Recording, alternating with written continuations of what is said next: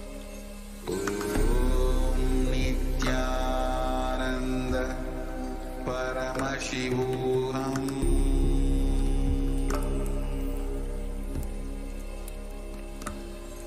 Om Nithyananda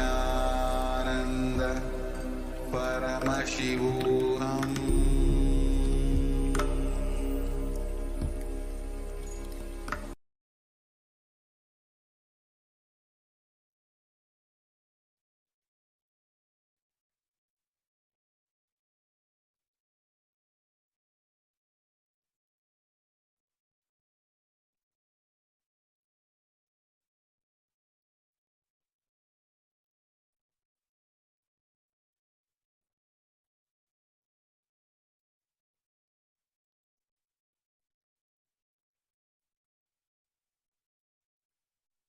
Connecting with the divine with your eyes closed is meditation.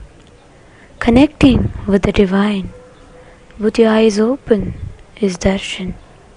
Come, let us all now move from meditation to darshan. Slowly, very slowly, please open your eyes. Taka taka taka taka Nataraja. Taka dimi taka junu Nataraja. Talang taka dimi Nataraja. Dom dom taka dimi Nataraja. Taka taka taka taka Nataraja. Taka dimi taka junu Nataraja. Talang taka dimi Nataraja. Namah Shivaya.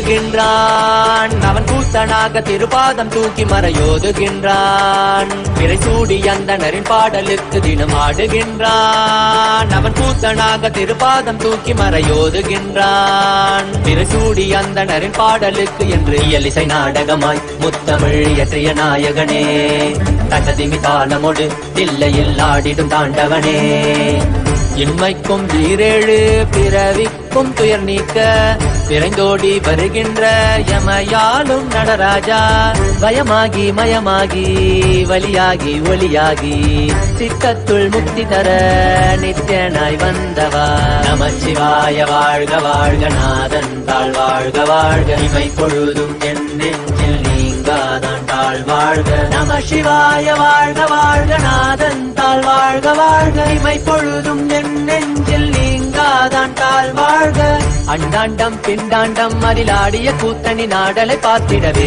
ஆண்டாண்டு காலமொடு மானிட கூட்டமும் ஏங்கியதே ஆடுகின்றான் ஒரு பாதம் தூக்கி அவன் கூத்தனாக மறையோதுகின்றான் திரைசூடி அந்தணரின் பாடலுக்கு திரணனா திரணனா திரணா திரணா திரணனா திரணனா திரணா திரணா சரி சரி சரி சரி சரி சரி சரி சரி சரி மபனித சரி பப மரித சரி சரி சரி சரி சரி சரி சரி சரி சரி மபனித சரி பப மரித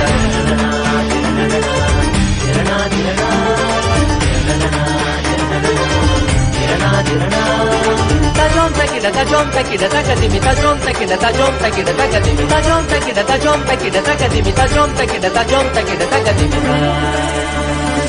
சிதம்பர திருசபையில் நயமுடன் ஆடிடும் நர்த்தனனே உமையாம்பிகை நாயகனே உன்னை பாடிட வந்தேனே நால்வர் புகழ் பாடும் ஆடிய பாதத்தை நான் தொழ வேண்டும் அடியார்க்கும் அடியோனே அண்ட சராசரனே உடுக்கை ஒளிதனிலே இருமொழியை தந்திட்ட தாண்டவனே முதல் மொழி தமிழ் மொழியாய் மறுபுறம் வடமொழி உயிர் மொழியாய் மதி மாறாமல் மனம் போகாமல் விதி சேராமல் உன்னை பற்றிடுவேன் 64 கலை கட்டிடவே அருள் புரிந்திட எம் அம்பல தரசே அற்றை அல்ல நீ அச்சம் நீக்கவே அண்டம் வந்த என் அம்பலவாணனே நமச்சிவாய வாழ்க வாழ்க நாதன் தாழ் வாழ்க வாழ்க இமை பொழுதும் என் நெஞ்சில் நீங்காதான் தாழ் வாழ்க நமசிவாய வாழ்க வாழ்க நாதன் தாழ் வாழ்க வாழ்க இமை பொழுதும் என் நெஞ்சில் நீங்காதான் ஆடுகின்றான். அவன் கூத்தனாக திருப்பாதம் தூக்கி மறையோதுகின்றான். பிறை சூடி அந்தணரின் பாடலுக்கு தினம் ஆடுகின்றான். ஒரு பாதம் தூக்கி அவன் கூத்தனாக மறையோதுகின்றான். பிறை சூடி அந்தணரின் பாடலுக்கு இயலிசை நாடகமாய் முத்தமிழ் இயற்றிய நாயகனே, தகதிமி தாளமொடு தில்லையில் ஆடிடும் தாண்டவனே. வயமாகி மயமாகி வலியாகி ஒலியாகி சித்தத்துள் முக்தி தர நித்யனாய் வந்தவா. நமச்சிவாய வாழ்க வாழ்க நாதன் தாழ் வாழ்க வாழ்க. இமை பொழுதும் என் நெஞ்சில் நீங்காதான் தாழ் வாழ்க. நமச்சிவாய வாழ்க வாழ்க நாதன் தாழ் வாழ்க வாழ்க. இமை பொழுதும் என் நெஞ்சில் நீங்காதான் தாழ் வாழ்க. நமச்சிவாய வாழ்க வாழ்க வாழ்க வாழ்க. இமை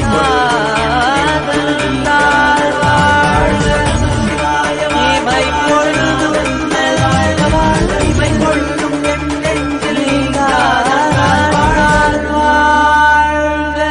முருகா கந்தா கடம்பா கதிர்வேலா கார்த்திகேயா குமரா குருபரா சிவகுமாரா சிவகாமி சுதனே செந்தில் மாநகர்வாழ் சேவர் கொடியோனே. செந்தில் மாநகர்வாழ் சேவர் கொடியோனே. சித்தம் கெலாம் நினைந்து சித்தம் கெலாம் நினைந்து நினைந்து உருக சித்தனாய் வந்த நித்யானந்தனே குரு நித்யானந்தனே நித்யானந்தனே.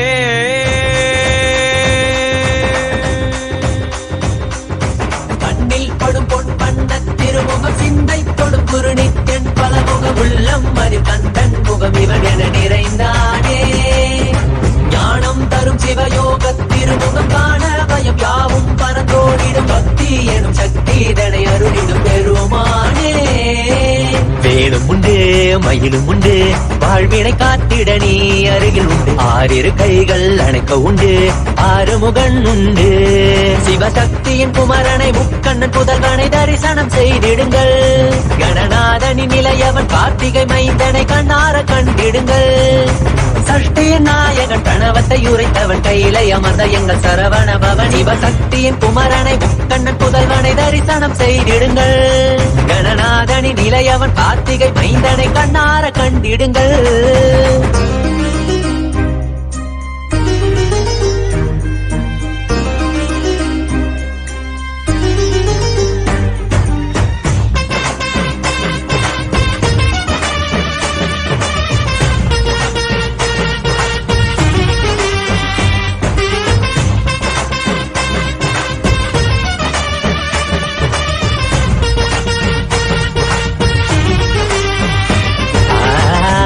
இருக்கும் நெற்றியில் குங்குமம் வேலினை போலே தெரிகிறதே.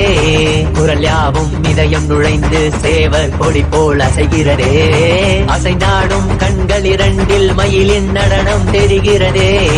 அலைந்தாடும் எந்தன் மனமோ ஓம்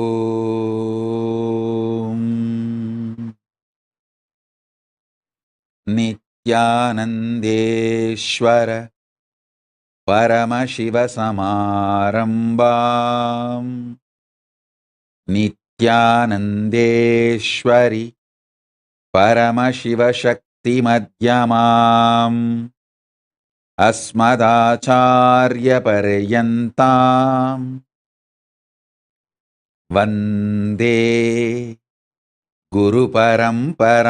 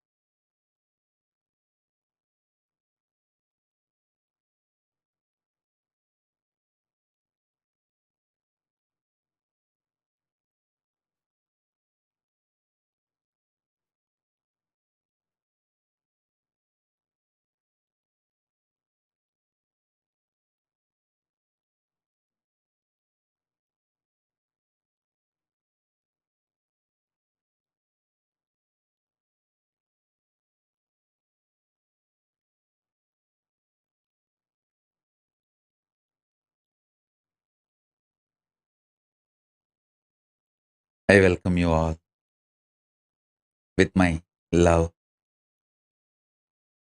and blessings. I welcome all the devotees, disciples, Samajis, Satsangis, Shrimahans, Mahants, diplomats, citizens, consulate generals, and everyone who is here for Dharma Rakshaka Award. I welcome all of you with my love and blessings.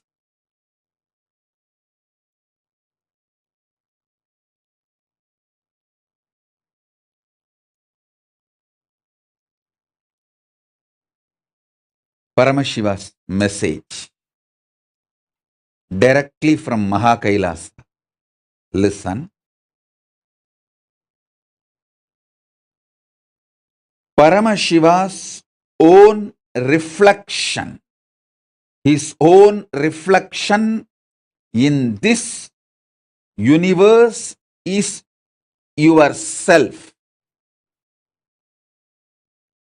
Yourself's original source in the parallel universe is Paramashiva. Listen.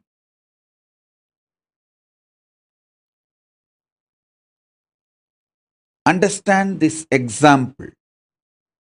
A swan, Paramahamsa, flying on the sky, is just floating in the sky. His reflection falling on a swimming pool. The reflection is you. The swan is Paramashiva. The swimming pool is your body.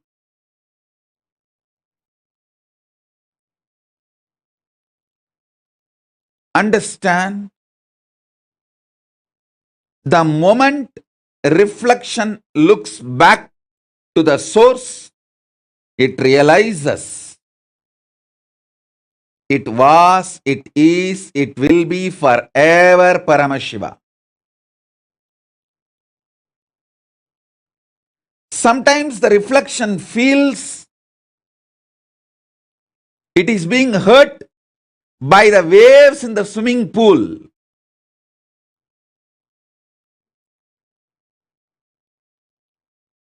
The reflection need to realize nothing in the swimming pool, even if the swimming pool is dried, it cannot hurt you. It cannot hurt the reflection, because reflection is centered in the source. You only have two choices.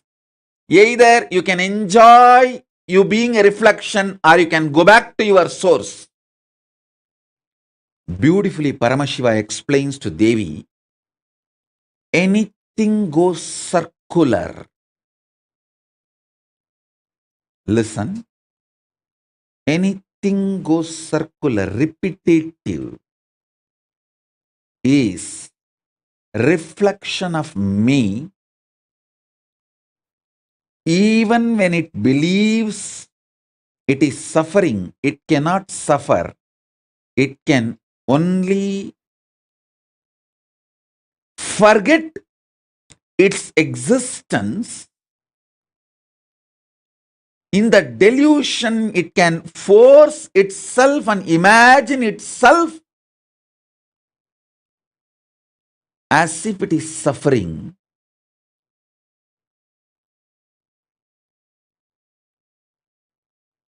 When that reflection looks back at the source, it realizes it is Paramashiva.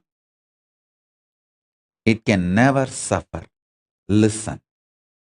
Listen to this deeply. You in the parallel universe is Paramashiva, the great swan floating in the space. the reflection of that great swan on the swimming pool in this universe is your individual self. That swimming pool is your body.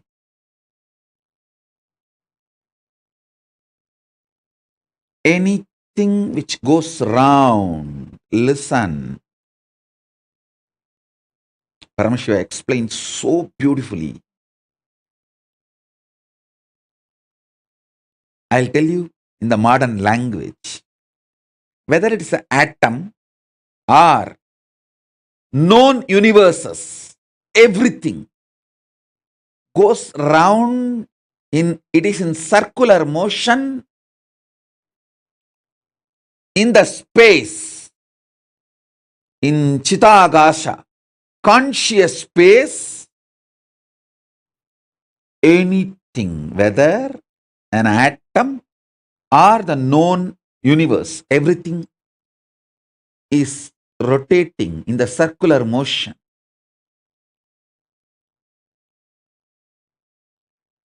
What is created in the circular motion is called circular time. The time which circles, repeats itself.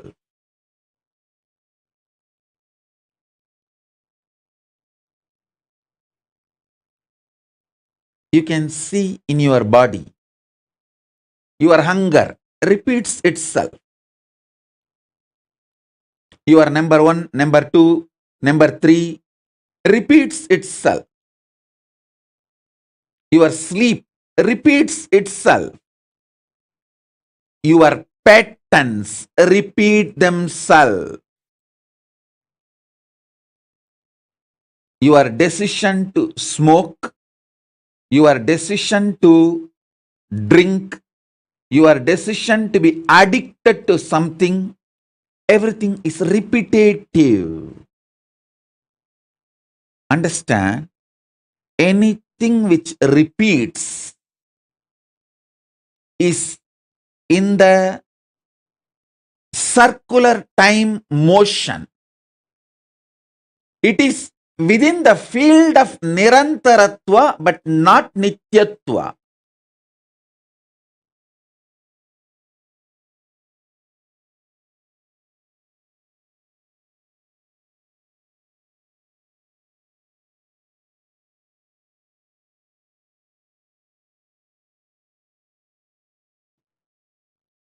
You are liberated from time.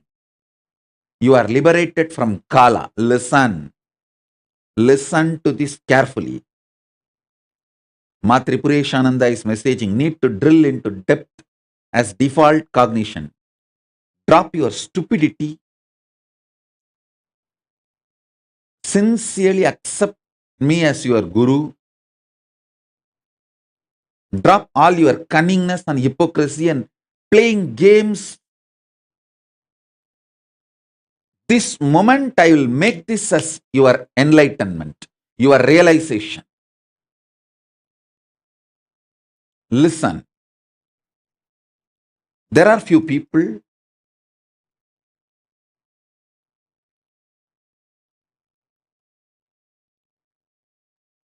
any knowledge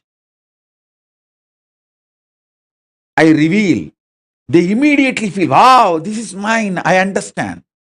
Those people are followers. There are some people, if I reveal powerful cognitions, they understand, wow, this is mine. They are disciples. There are some people, if I reveal any powers, they immediately understand, hey, this is mine. They are my own. I should say, my extensions. Ma Tripuresha, if you get out of your hypocritical games, I can make these words as your realization now. Listen to this intensely.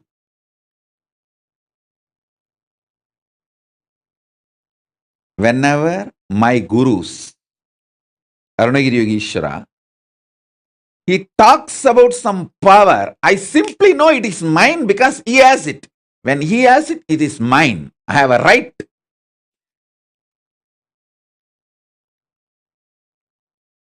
I am so obedient to him.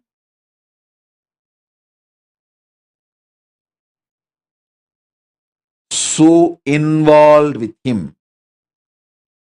I just know anything he has is mine.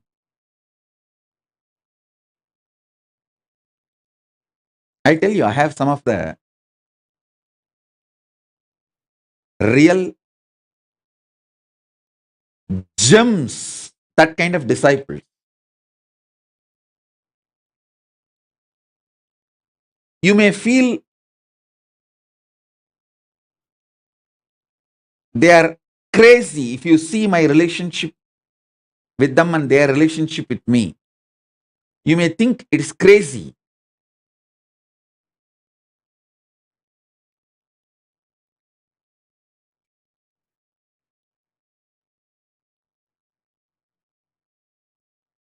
But you should know it is gracie, not crazy.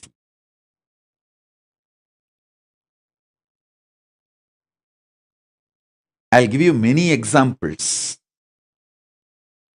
One example, right now I can remember, I can give immediately. One day I called Bhagavan Reddy from Dallas. I called him and told him. He asked me the boon to bless him with the wealth. I told him, stop seeing these movies, cinema, especially these Telugu movies. It's not that I'm against cinema and Telugu movies. No, I'm not against movie or cine industry. I just told him, stop watching movies. I'll shower you with wealth. He simply obeyed me. He simply obeyed me. You should know not only wealth, his whole family, the whole ecosystem. He is now ready to blossom as an ecosystem for his whole city. See, when your family blossoms as beautiful ecosystem, then it expands into city. You can take it to the city. It may look so stupid. What is this, Swami? If I also stop watching movies, will I get money? No. For you, I will give you the instruction. It's not that it's for all. I just know what need to be told to whom.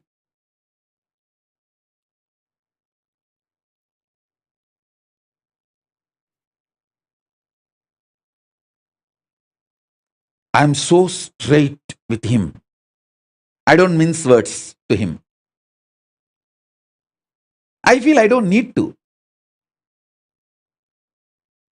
He wanted to take his son for a few days when he was in India from Gurukul. I said, simply stop. I just said, no, that's all. I said, he is growing properly. You are not taking him, even for a few days vacation. He just said, okay, Swamiji. That's all. I don't mince words.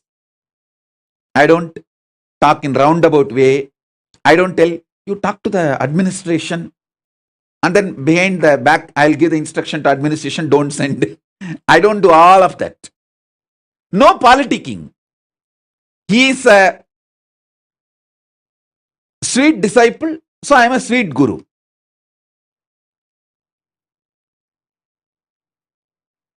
When I manifest the powers, he just knows it is his. Recently he had some health issues. I just said, don't worry. I am there with you. That's all. He became all right. It took maybe 2-3 seconds for him to get back.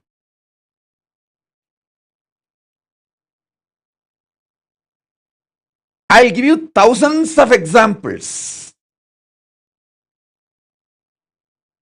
Listen.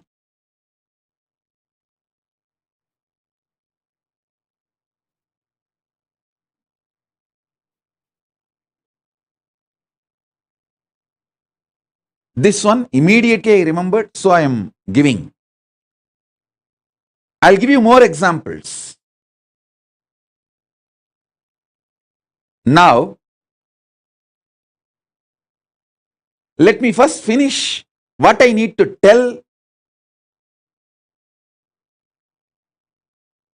to all of you through this webinar.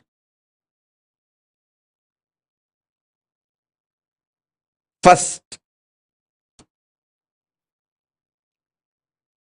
your source is Paramashiva in the parallel universe.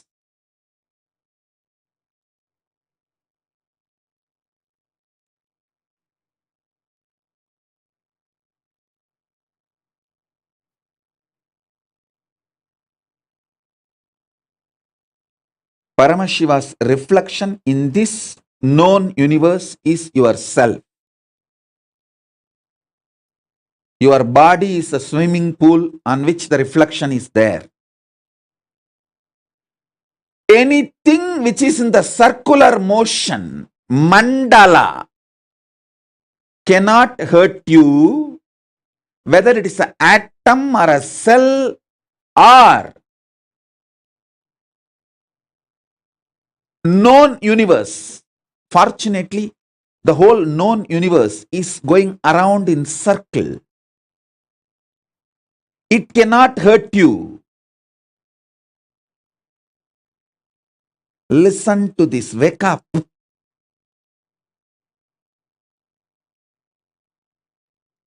If you are having the pattern of repetitive, like smoking or drinking or any other addiction, any pattern, you should know, because it is repetitive, it is in circular time motion, it cannot hurt you. Then you may ask, oh Swamiji, then are you encouraging us to get more and more addicted? No.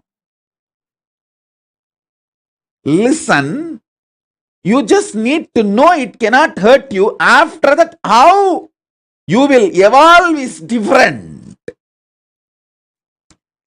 Just understand the truth as it is. The truth has its own way of guiding you, its own power to guide you, its own power to evolve you. Once you know, even what you think as the worst habit cannot hurt you, you will start seeing who is you. Listen, you come to conclusion about you only based on what can hurt you. Poor man who does not have food, who thinks hunger can hurt him, thinks strongly believes his body. When I realized hunger cannot hurt me, I realized I am not the body. Listen. Listen.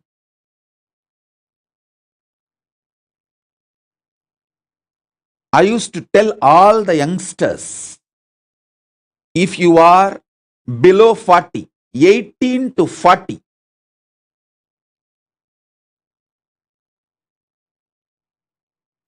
if you listen to me, take 1 year off, walk length and breadth of India from Rameshwaram to Amarnath.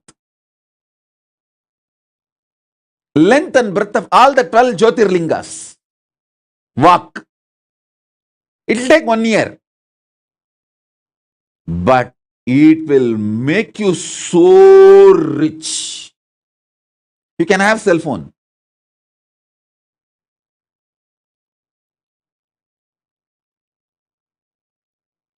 You can even have money for emergency. But just beg and eat, sleep under the trees or under the roadside shelters. 1 year, I tell you, you will realize nothing can hurt you. When you realize nothing can hurt you, your identity about you just shoots up. You start seeing yourself in the parallel universe. All these are powerful tapas. Powerful tapas.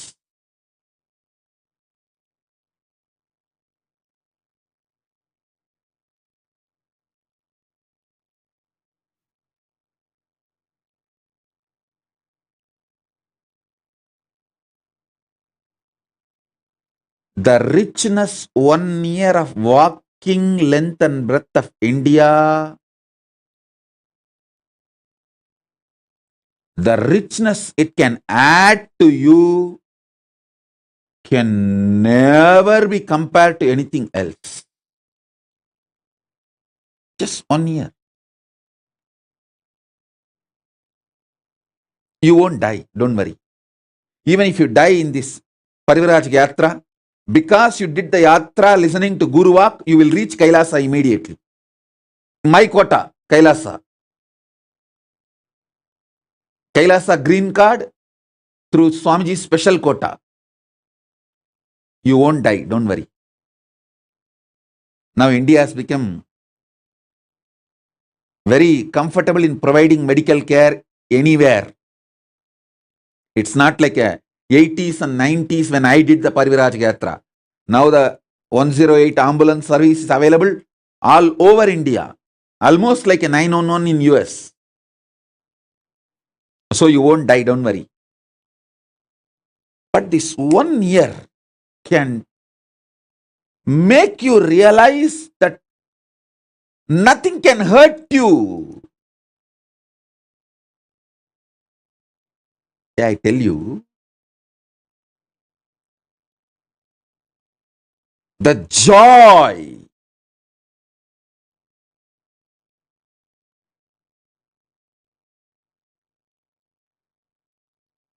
every time I realize this cannot hurt me anymore, the freedom I experienced, the way I connected my Paramashivatva, the way I manifested my Paramashivatva, unimaginable. And the way I sat with Paramashiva, understand? My puja time is the time I sit with Paramashiva, I melt with him, just like how I used to melt with Arunagiri Yogeshwara.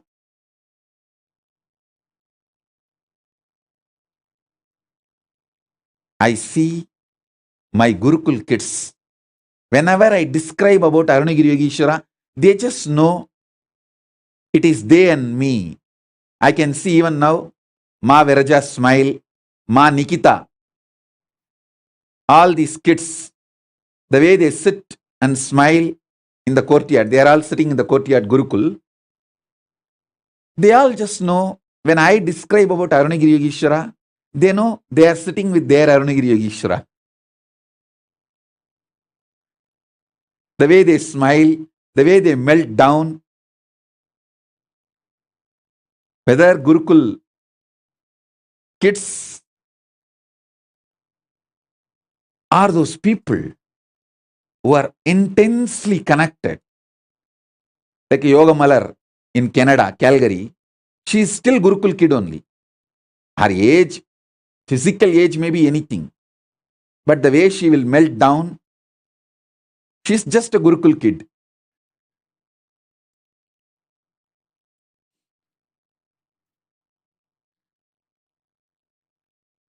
I tell you,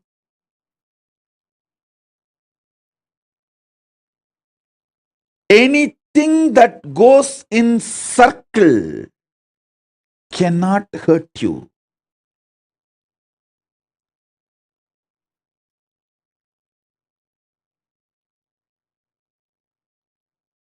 Anything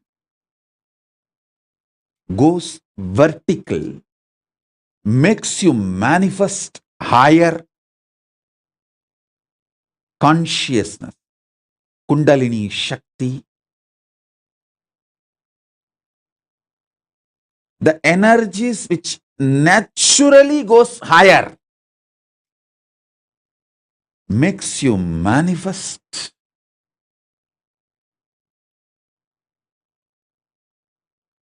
highest, best, most powerful, most beautiful things in the life.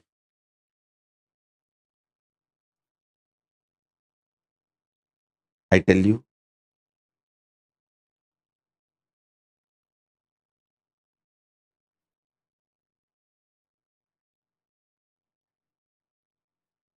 Kala, time, cannot hurt you. Anything happens within the time cannot hurt you. Anything which goes round and round and round,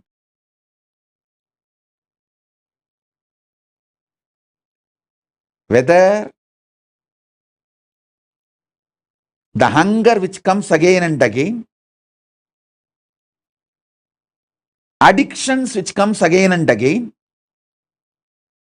1, 2, 3 which comes again and again, sleep which comes again and again, all this are like a waves in the swimming pool. Can the waves in the swimming pool hurt the reflection?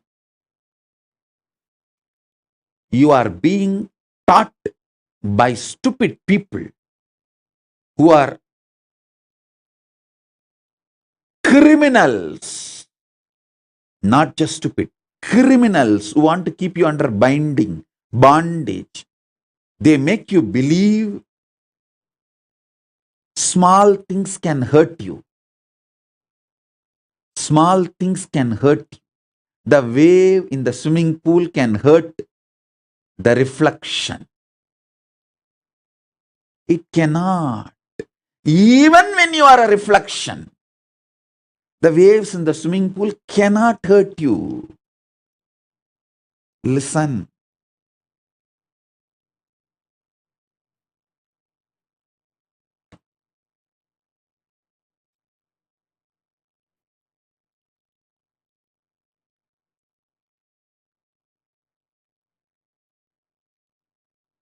Because you are centered on Nityatva. Anything goes round is centered on Nirantaratva. Nirantaratva cannot hurt Nityatva.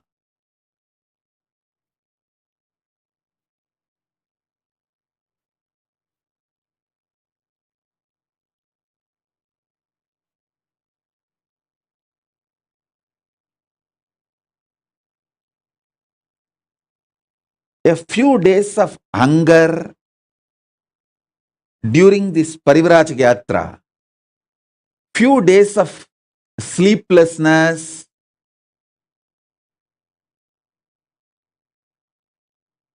so many unexpected events, peoples, things. When you see all of this,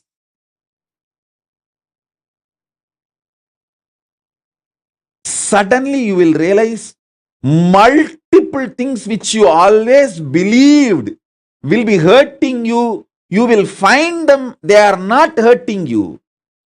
The body pain threshold, your threshold, what do you think as your capacity? Suddenly you will see that there is nothing called threshold. You can handle anything. You can handle anything. I tell you, all of you, slaves of the corporate, oh NRI Hindus, slaves of the chronic capitalists, who are groomed to be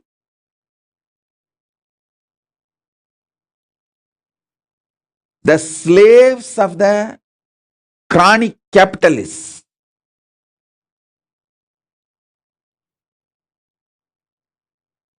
Just like in those days, some of the Mughal kings used to groom girls to be kept as a sex slave. All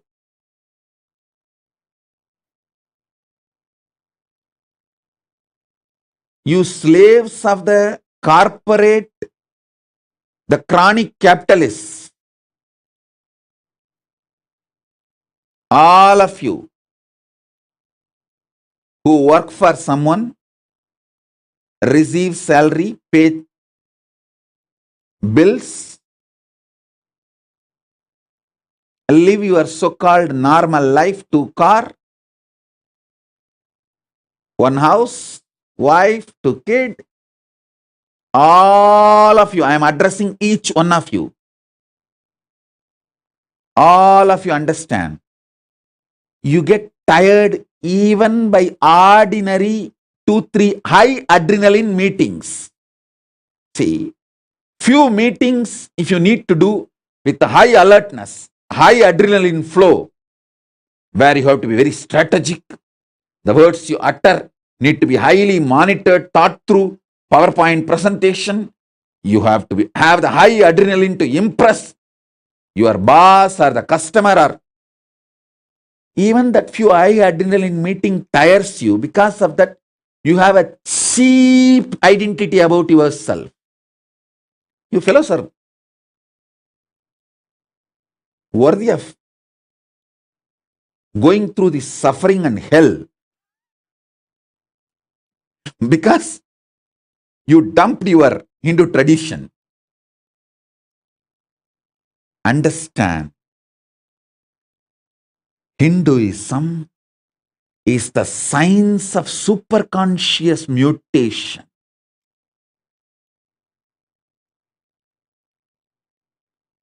It is a science of superconscious mutation.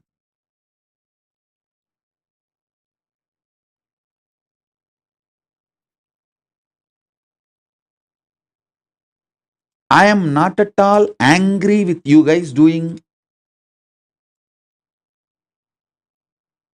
a job, making money, paying tax. No, I am not really angry. I am okay with it. But you guys have dumped the superconscious mutation science. And I wanted to make it very clear. When I say superconscious mutation, you should understand from the Hindu Shastras, like a Puranas.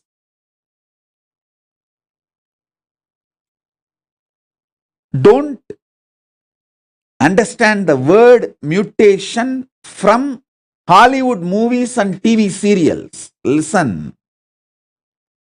Hollywood movies and TV serials, the mutants you see, there's a TV serial about mutants. And even there are many movies. What you hear from Hollywood is the version of unconscious mutants. They are from Patala, lower worlds. That idea only they are presenting. People with extra powers, but not with enlightenment or intelligence. You get idea about mutants from them. I am not talking about them. I am talking about the superconscious mutants. The superconscious mutants of the higher worlds. Like people from Swargaloka. People from Makarloka, Mahaloka. People from higher worlds. Those superconscious mutants, understand? Your DNA is hardwired for superconscious mutation. Today, I'll experientially show you. Listen. Listen. Make a list of 25 things which you think will never happen in your life, most difficult for you to achieve. Maybe the first point will be making $1 billion. The second point, healthy yogic body. Third point, my ex-husband or the girlfriend or the ex-boyfriend or ex-wife. My ex is the most difficult person to handle. He should come back to me and apologize for all the things he has done in my life. That will never happen. You may be thinking. Put all of that in list. I will make what you think can never happen into reality. Then you will understand. Superconscious mutation is extremely powerful, real science. Real science. This TV series, which is called Heroes,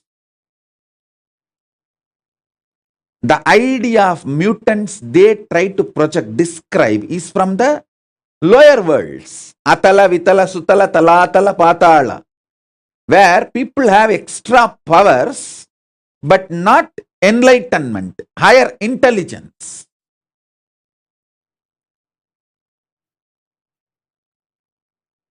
So understand, the superconscious mutation I am talking about, the superconscious mutants I am creating are from the higher worlds. They are from the higher worlds.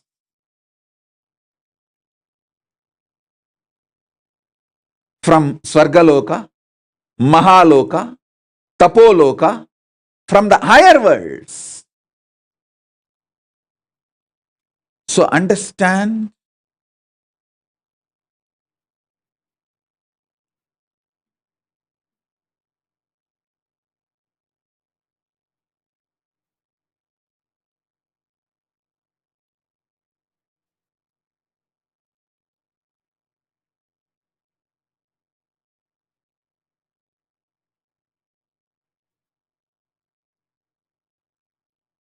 anything which you think not possible, pen down 25 items.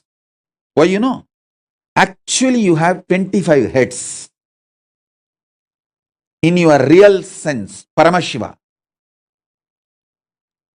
25 independently intelligent tracks running in your brain is a normal standard for any Hindu DNA. Listen carefully. If you are born Hindu or initiated by me, your DNA is Hindu DNA. Listen, we have proved through multiple scientific researches and documentation.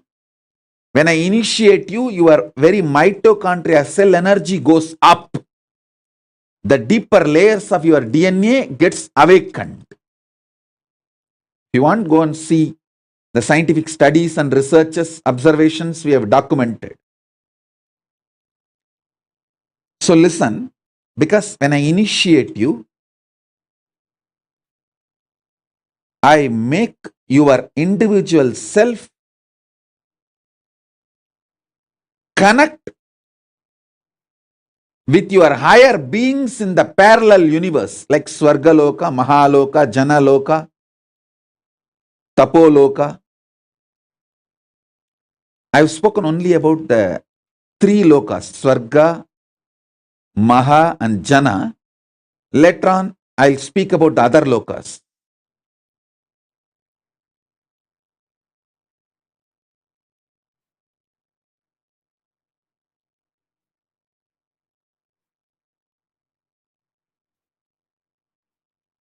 Listen.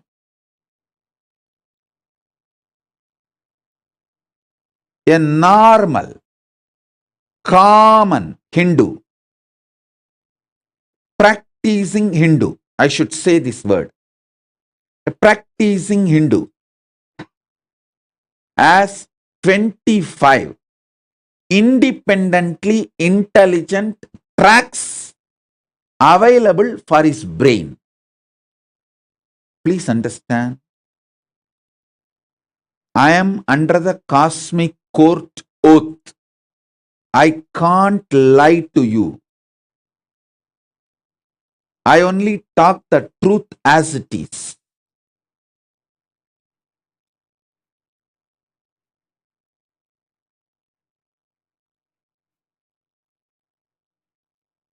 If you are told or if you start believing your brain can do only one thing at a time for a best performance, you are stupid. To believe the exploitative ideas, it is like these ideas about the psychology and psychiatry being inserted into you just to make you as a lifelong customer. Everything you go through in your life is classified as some psychological disorder. So you are slave forever to the industry of psychology and psychiatry.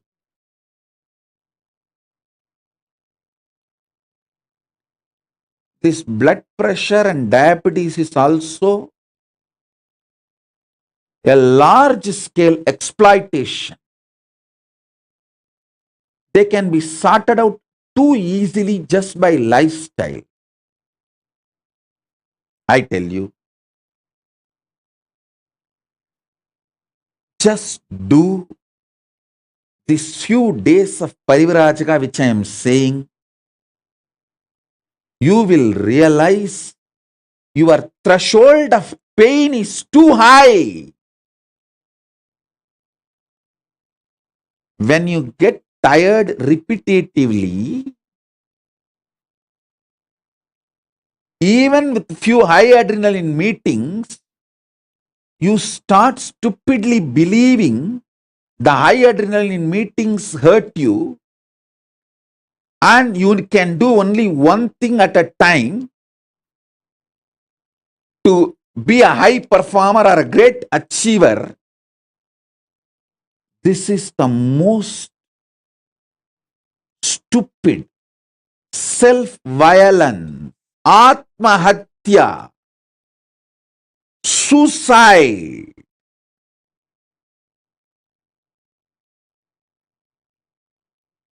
If you are a practicing Hindu, you have minimum 25 independent intelligent tracks available for you. Understand? I am not even talking that Ashtavadani, Dasavadani, Shodasavadani level. It is too small. Ashtavadani, Dasavadani and all is like a people who can perform 8 actions at a time are called Ashtavadanis. People who can perform 16 acts at a time are Shodasavadanis. That and all is too small, just intellectual level, ordinary level.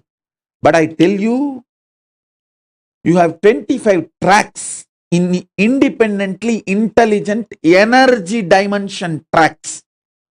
You can perform 25 power manifestations at a time.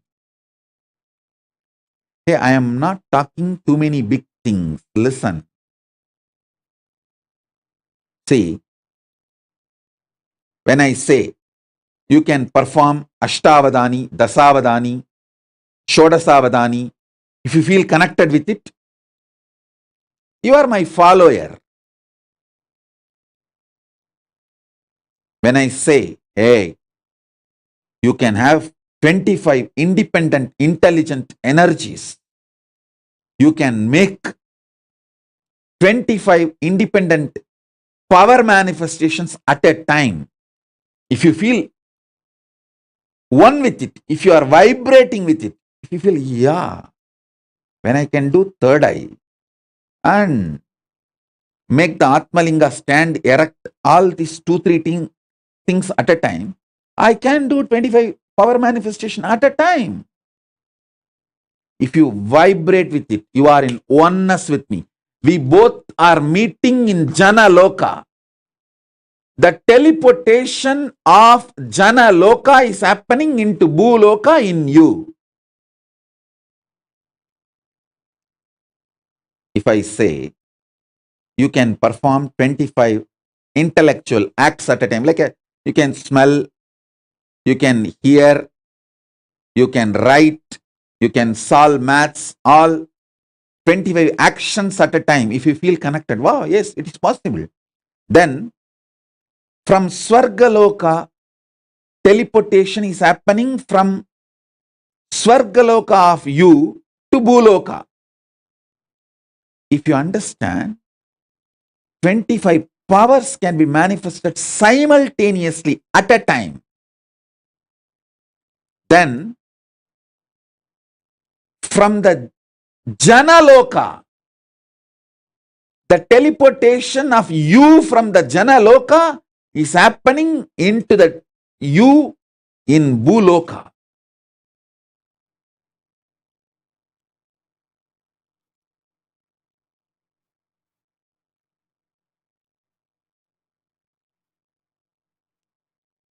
Understand?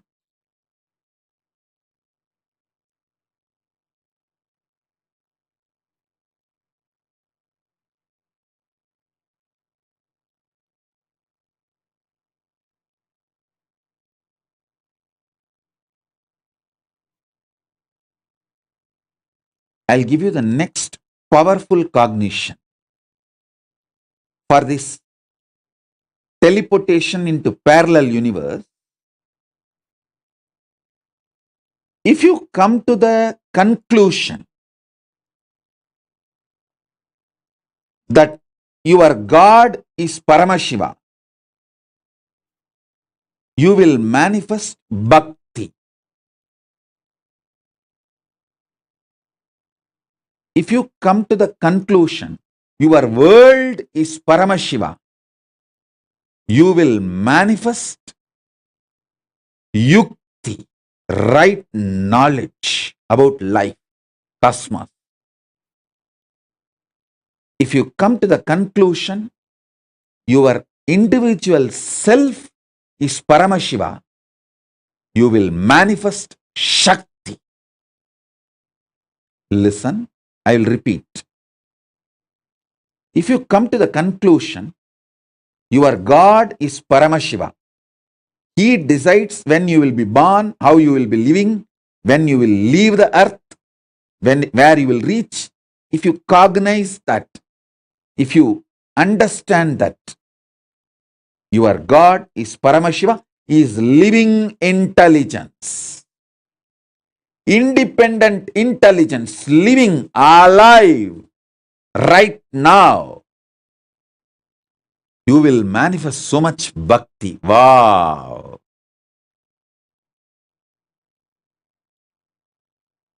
If you understand this whole world, this Jagat is Paramashiva,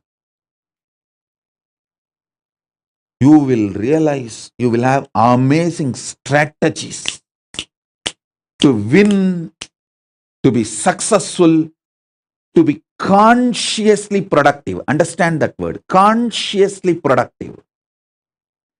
Success is not winning over others. That is social success, winning over others, having more money than the others, having more power than the others, having more things than the others. That is social success. What I am talking is conscious success, feeling that you can do anything. Ishwaratva.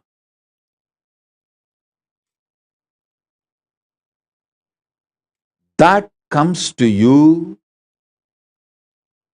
when you know this Jagat is Paramashiva.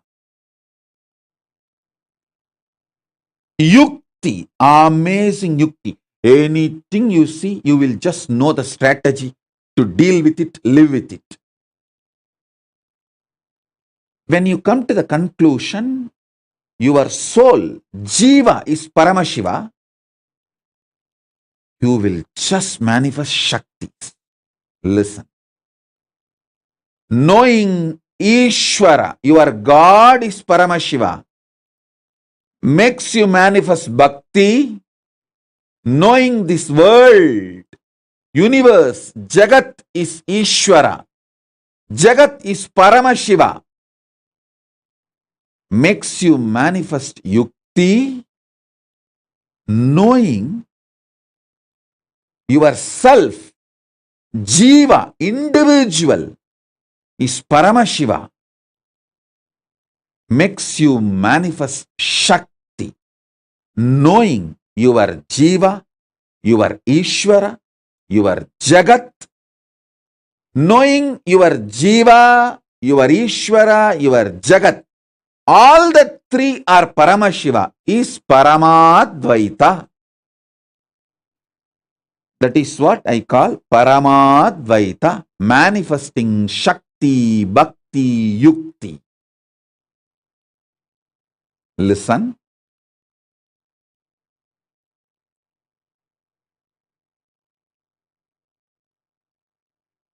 Knowing your soul, individual Jiva, is Paramashiva, your Jagat, world, is Paramashiva, your Ishvara, God, is Paramashiva. Knowing all the three are Paramashiva is Paramadvaita. Listen. Listen to this truth. Every word I am uttering, even if you intellectually catch it, you will be liberated so much. You will have so much liberation. Sometimes people ask me, Swamiji, you give so many boons, so many powers, so much of knowledge. Don't you feel people may try to hurt you with what you have given? I have seen Bhasmasura. Do you think these fellows are more than Bhasmasura?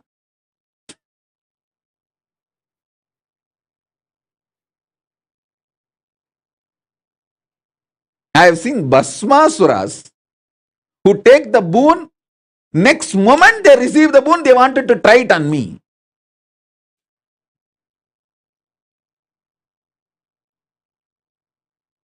It's not that I was frightened, I ran away from Bhasmasura. No. Just now I gave the boon. I did not want to kill that fellow, stupid fellow. Even though he is stupid. The moment I gave the boon, I cannot kill him. Then naturally Vishnu came and finished his job. What he needed to do, he did it. And finished the Bhasmasura.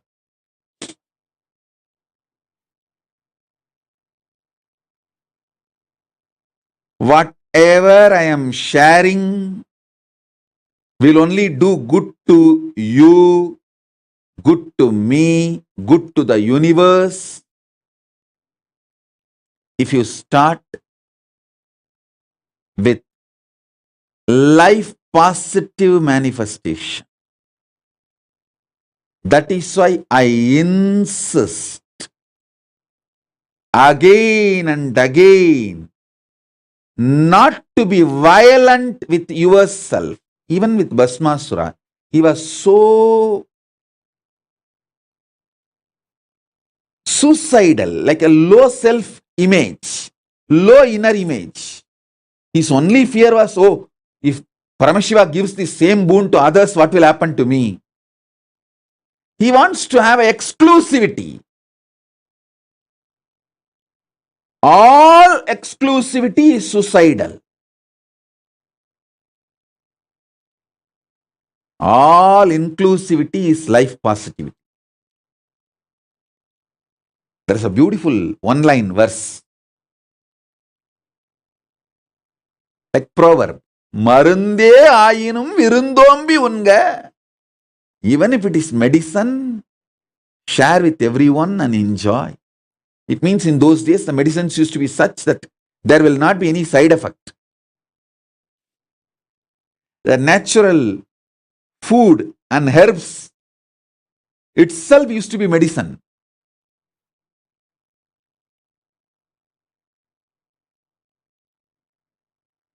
Listen. I'll repeat.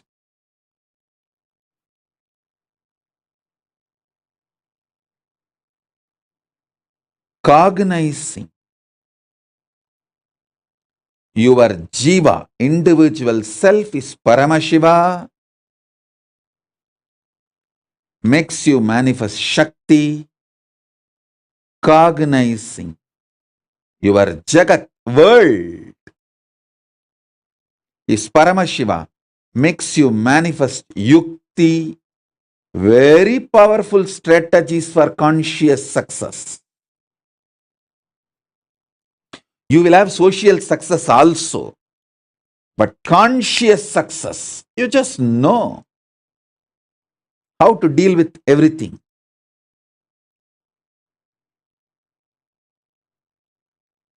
And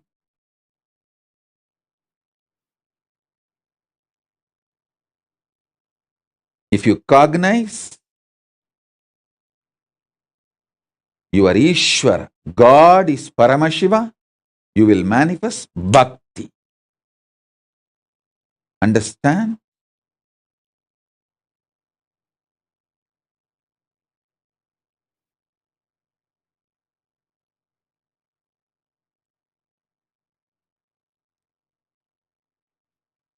Realizing your soul, Jiva,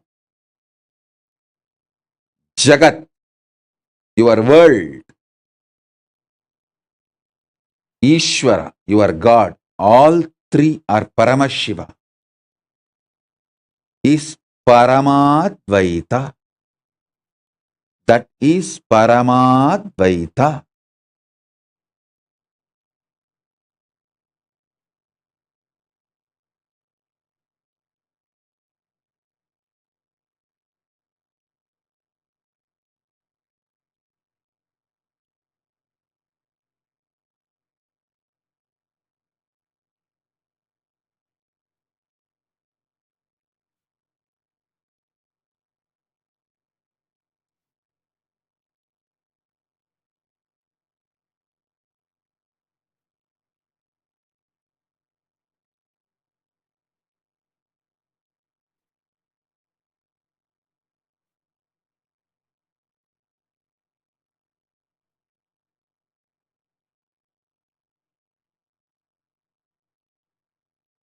Listen.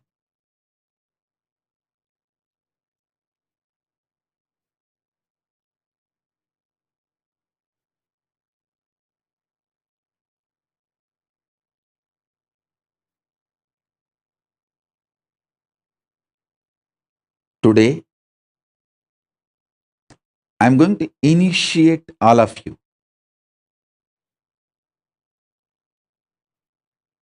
into 25 power manifestation at a time. Real Paramashivatva, real Paramashiva Shakti manifestation.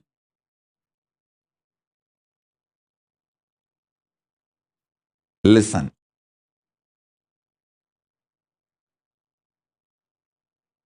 Take few minutes, pen down 25 most impossible things you believe.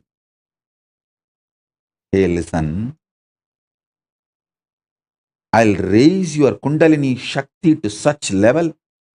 Impossibilities you believe, most difficult, what you believe as the most difficult in your life, that is like a dam around you. I'll raise your Kundalini to that power. The dam will be just blasted. It will break. It is not that all 25 need to be broken. Even if one or two breaks, the whole dam will collapse. It's like a dam which has a 25 strong points. Even if I break one or two strong points, the whole dam will collapse. Whole prison you built around you will be destroyed. Listen, my intention is only one thing. Teleport your Paramashivatva in the parallel universe into this world reflection what you are having as you, bringing Shiva to your Jiva, making your Jiva see you are Shiva. So today, the initiation is going to be making you manifest 25 powers at a time.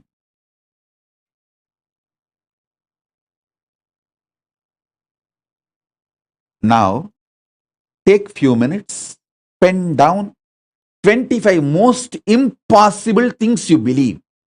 You may be believing your ex, as I gave the list, your ex-husband or ex-boyfriend was the most difficult fellow. He will never apologize to you. He should call me and apologize for what he did. You may be thinking that is never possible, impossible. Pen down that.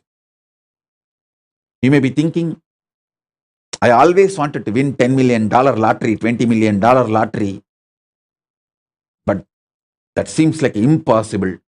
Pen down that. Pen down 25 challenges you want to give for Paramashiva. Like if Paramashiva appears in front of you and asks, hey, do you know I am Paramashiva? And if you say, if you are Paramashiva, prove to me by making these 25 things happen. So make that kind of a challenging 25 things which you think will never happen. Pen down. Most difficult you think, which can never happen, just pen them down.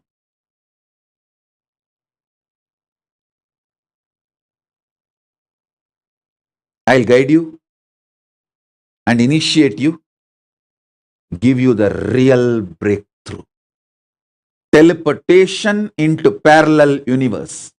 I'm going to teleport you into parallel universe, and parallel universe, your identity, Paramashiva, into you. The spiritual names I give you all is always to teleport your parallel universe existence into this universe existence. If I have given you the name, for example, Maheshwara, it means Maheshwara is your parallel universe existence. So I am making that Maheshwara into your being. If I have given you the spiritual name like Sadashiva, Mahadeva, means Mahadeva is your parallel universe existence. I am making that into your this world existence. Spiritual name is all about that only.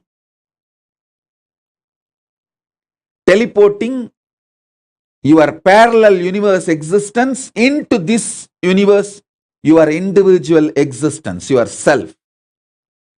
Now, make the 25 things, list it. Listen carefully. You can offer these 25 things as a prayer, or as a demand, or as an intention, sankalpa, or as a challenge. It can be anything. This is what you are negotiating with Paramashiva. See, Paramashiva is interested in proving himself to you, and he comes to you. So you can ask as a prayer, I know you are Paramashiva, please do this for me. That also is okay. Oh, you claim you are Paramashiva, you are all powerful. Then let me see whether you are able to do it or not. Come on, start. You can throw it as a challenge. You can throw it as a prayer, or you can say, I neither know how to pray, nor I wanted to challenge you. I just want to submit this as an intention. Can you do it? Can we have a negotiation and get it done? Can we do it? You can talk in that language. Anything is okay. Intention, sankalpa, prayer, prarthana, challenge, or command. Anything is okay. Pen down the 25 things.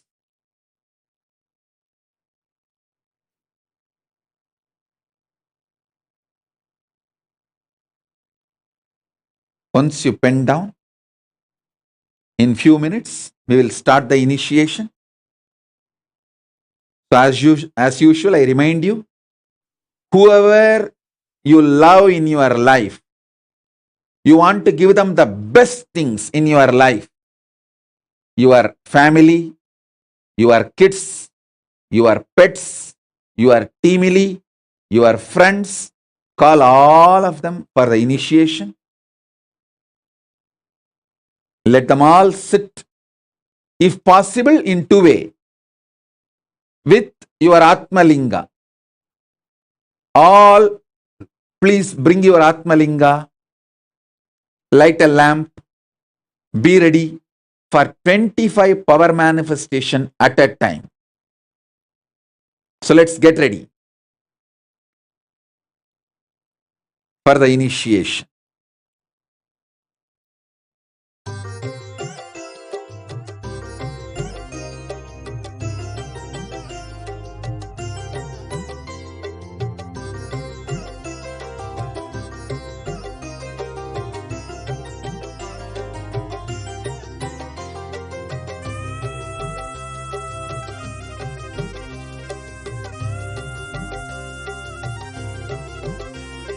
लब्धा विद्या राजमान्यात् किं प्राप्ता सम्पत् प्रभवाढ्यात् किं भुक्ता नारी सुन्दराङ्गी किं येन स्वात्मानैव साक्षात् कृतो भूत् क्षेत्रं च स्थानं नित्यानन्दप्राप्तं शरणागतं नित्यपादारविन्दं क्षेत्रं च स्थानं नित्यानन्दप्राप्तं शरणागतं नित्यपादारविन्दं केयूराध्यैर्भूषितो वा तदकिं कौशेयाध्यैरावृतो वा तदकिं तृप्तो मृष्टान्नादिना वा तदकिं येन स्वात्मानैव साक्षात् कृतो भूत् क्षेत्रं च स्थानं नित्यानन्दप्राप्तं शरणागतं नित्यपादारविन्दं क्षेत्रं च स्थानं नित्यानन्दप्राप्तं शरणागतं नित्यपादारविन्दम्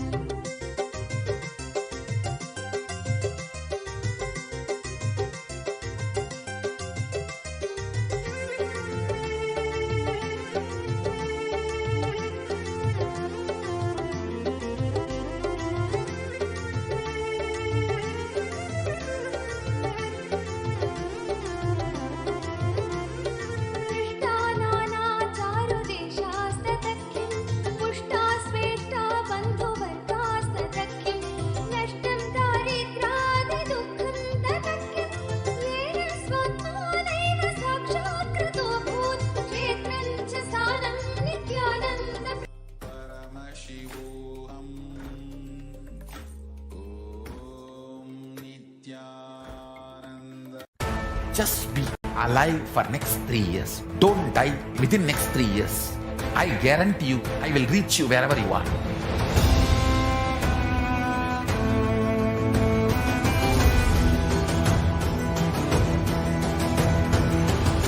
Be alive, somehow be alive for next 3 years. I will reach you wherever you are, whichever corner of the world you may be. I will reach you with enlightenment. It's my commitment to humanity.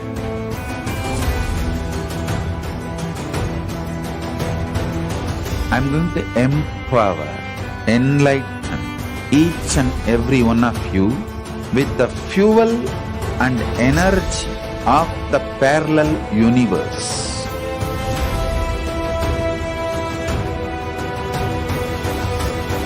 I'll infuse this intense supernal effulgence DNA, Tejas, Ojas, Kundalini Shakti into your spine to consciously lift you to Mahakailas.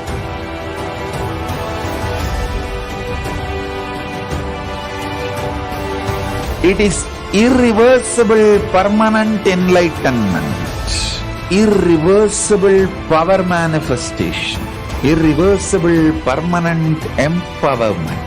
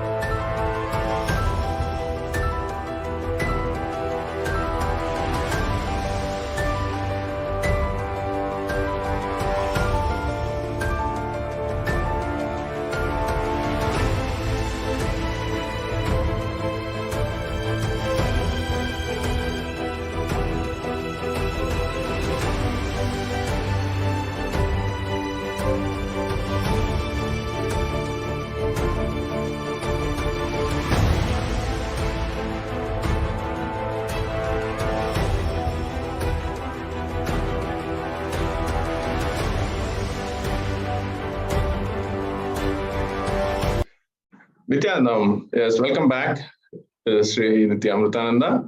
We have Sri Mukta Aya also joined, and we have Manitya Pranapriyananda also. It was an amazing webinar, and all these extraordinary spiritual sciences that existed, and it has been destroyed, due to persecution over many years, and it is so very important, for us to demonstrate, the Hindu lifestyle, Hindu spiritual sciences like teleportation that Swamiji shared today, and the Hindu social structure, Hindu jurisprudence, make it as a livable working model. It is the right of every Hindu, to be able to enjoy and live it. And how Swami Vivekananda visualized, a Hindu nation, Aurobindo aspired for it, Yogananda yearned, Osho worked for it, Maharshi Mahesh Yogi mandated it, our Supreme Pontiff of Hinduism, Swamiji, made it happen. It is our responsibility to stand up for this more than ever, to be able to make this demonstrable and a livable working model, and also make this understand and make every Hindu understand that Hinduism is real. And with this, I really wanted to today, I'm very happy to introduce Hindu patrons.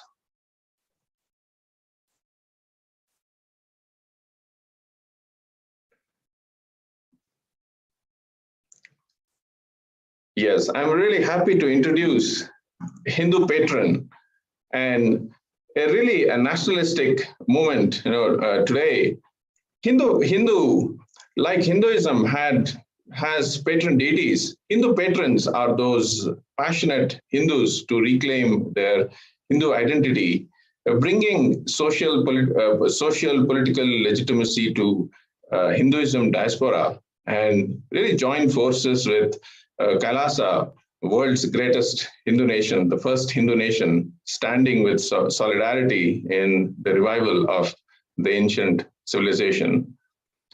Showing the world Sanatana Hindu Dharma is real, Hinduism is real. Kailasa brings legitimacy to the Hindu social structure by demonstrating its livable and working model.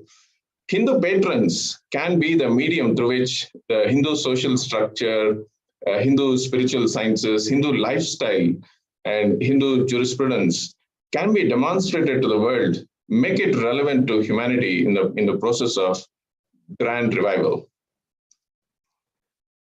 It is very important the Hindu patrons are given this fantastic opportunity, to explore the vastness and depth of Hinduism through education programs. And with this, I would actually like Manitya Pranapriyananda to actually share a little bit about the Hindu patron and how it applies, to each and every, Hindu today. And I like Manitya Pranapriyananda to continue with the Hindu patron and how it is relevant, to today's world.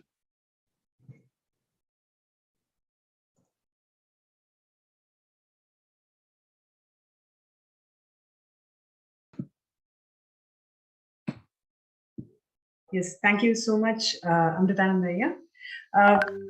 Nithyanandamon, it's wonderful to connect with all of you to share about the Hindu patron. Why do you need to become a Hindu patron? So first of all, Kailasa is the survival need for the humanity. In the ancient glory of our past Hindu civilization, we knew the science of living and traveling through vertical time zones. So what Swamiji has revealed and initiating all of us, including in today's webinar, all these sciences, we inherited it as Hindus. The worst crisis humanity is going through is that more than 70% of the human population feels consciously uprooted, often as a result of the deadly combination of chronic capitalism, extremist religious ideologies, and extremely exploitative and oppressive political ideologies and decision making.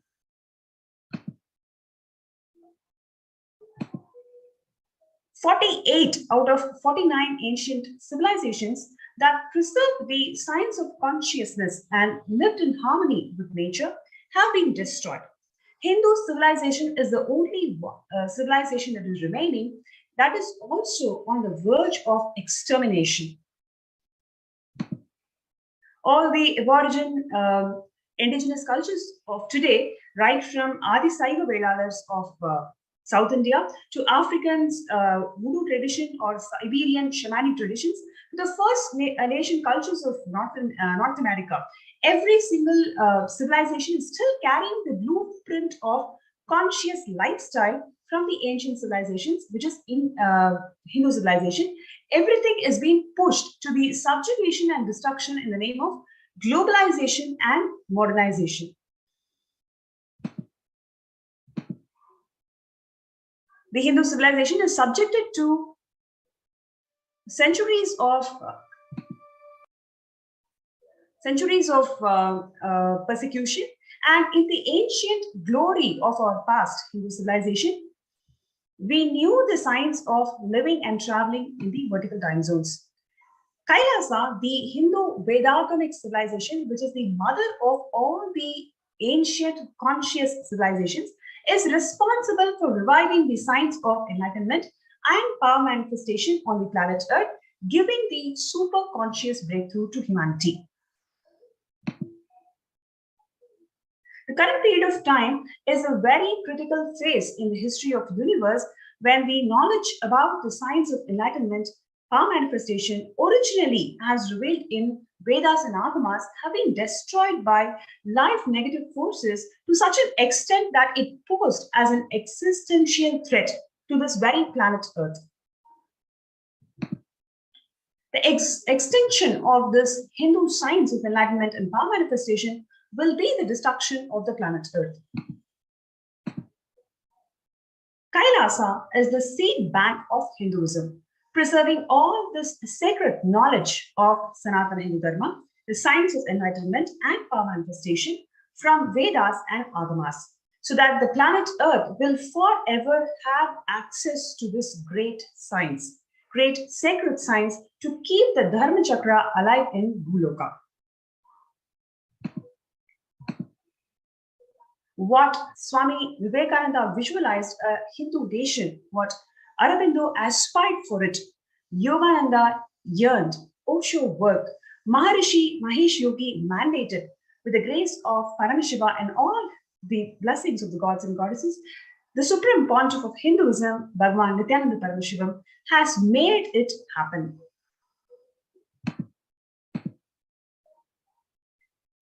As for the international standards, 4 things are needed for a nation, which is sovereign land, permanent population, governing body, ability to enter into relationship with other nations.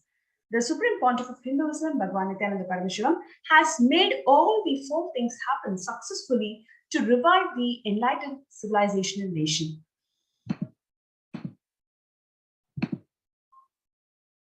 Kailasa is a religious run nation by the enlightened Guru Parampara, which is a sovereign order. Kailasa's land will run on Hindu constitution, Vedas and Agamas. Kailasa's jurisprudence runs on Manu Shastra and Dharma Shastra.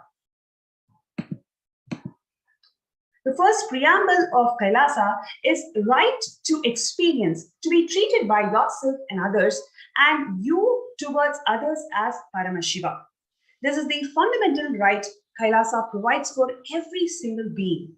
So naturally, we are non-violent and coexist blissfully. The Kailasa has its own Supreme Court. Kailasa's banks function based on Hindu principles. The lands are run based on Hindu constitution. Kailasa has its own reserve bank and issues its own currency. Kailasa has a sovereign territory and will act as the spiritual headquarters of most contributing and only surviving ancient Hindu civilization on planet Earth. Other than army, Kailasa has everything. Kailasa is a non-violent nation. It does not require any army. The United Nations have recognized Kailasa as a nation. Kailasa has diplomatic relationships with multiple countries across the globe as per the Vienna Convention, including host country and sister city agreements. Kailasa is the first nation for all Hindus. So Hindu patron, you are an honorary member of Kailasa who are directly blessed by gods and goddesses of Kailasa and chosen to be part of this cosmic revival. Patrons will be part of this elite team who will be part of Kailasa nation building. Kailasa is a seed bank of all the 10,000 sampradayas. Kailasa is not a competition to any nation. Kailasa complements all the nation. Kailasa will establish political, social, economic, religious, legal, and spiritual legitimacy for Sanatana Hindu Dharma. Kailasa is not just a solution for Hindus. Kailasa is a solution for whole of the humanity. Kailasa can solve and destroy global problems from the root level. Kailasa is interested in building an ecosystem where all the beings coexist happily, protecting planet Earth. Kailasa represents all the sampradayas of Hinduism. It is not restricted to Shaivism. It is going to revive all the sampradayas of Hinduism. Kailasa will continuously work for Hindus, focusing on enlightenment science of Hindus. Purpose of Kailasa is to show that Hinduism is real. It is the right and responsibility of every single Hindu out there to become a Hindu patron of Kailasa. And now, Paramashivoham Level 3 is a complimentary but compulsory 21-day orientation and initiation convention headed by the Supreme Pontiff of Hinduism, Bhagavan Nithyananda Paramashivam, to be attended by the patrons of Kailasa. Paramashivoham Level 3 allows Hindu patrons to first give a superconscious breakthrough to themselves, align their DNA back to cosmic DNA, and get trained into being an active medium to give the superconscious breakthrough to the entire humanity through the revival of Kailasa. Hindu patrons will be invited to several conventions to get trained in different dimensions of Hinduism. So I'm going to introduce the Hindu patron model, which involves 3 months of training, 3 months of project training with a schedule of 4 to 6 weeks 4 to 6 hours per week.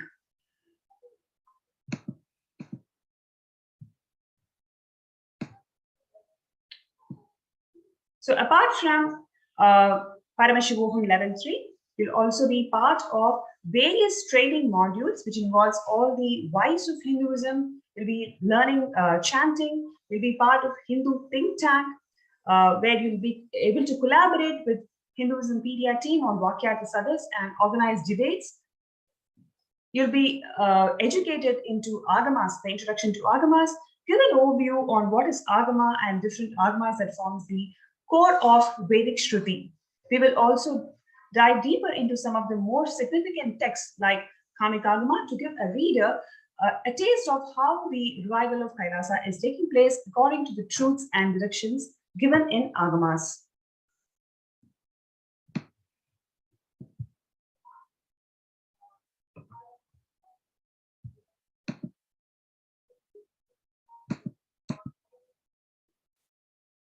Hindu patrons will also be educated into Hindu Bhaga Shastra, learning the importance of vegetarian food and Paramashiva's kitchen, various aspects of Hindu cooking, how to start cooking class, and spread awareness on vegetarian food lifestyle, contribute to various international journals. You'll also be trained into Hindu temple sciences, learn about Hindu temples worldwide, history of these temples, how they were enlightenment ecosystems, engage with worldwide Hindu temples, and understand the uniqueness of these temples. Hindu patrons will also be educated into Hindu jurisprudence, which is the most ancient system of jurisprudence in the world, with principles of justice being sourced directly from Vedas and Agamas, the source scriptures of Sanatana Hindu Dharma. Hindu Vedagamas form the core constitution of Sanatana Hindu Dharma, and Dharma Shastras are the basis of Hindu code of conduct in Hindu state. You'll also learn about these principles and their application in today's world, primarily in the context of revival of Hindu jurisprudence in Kailasa. So the Hindu patron offer is, the membership fee is $21,000 US. You get to attend PSM level 3. Along with this, you'll also be trained for 12 weeks and engage in various projects of Kailasa for 12 weeks. So do not miss this opportunity, become a Hindu patron today, because as we have seen, it is the right and responsibility of every single Hindu to be part of Kailasa. So here is an opportunity, so do not miss this opportunity. And we have Srimati Muktananda Ayya, who's going to share about why should you become a Hindu patron now. So I welcome Mukta Ayya to share his thoughts about why every single Hindu should become a Hindu patron now.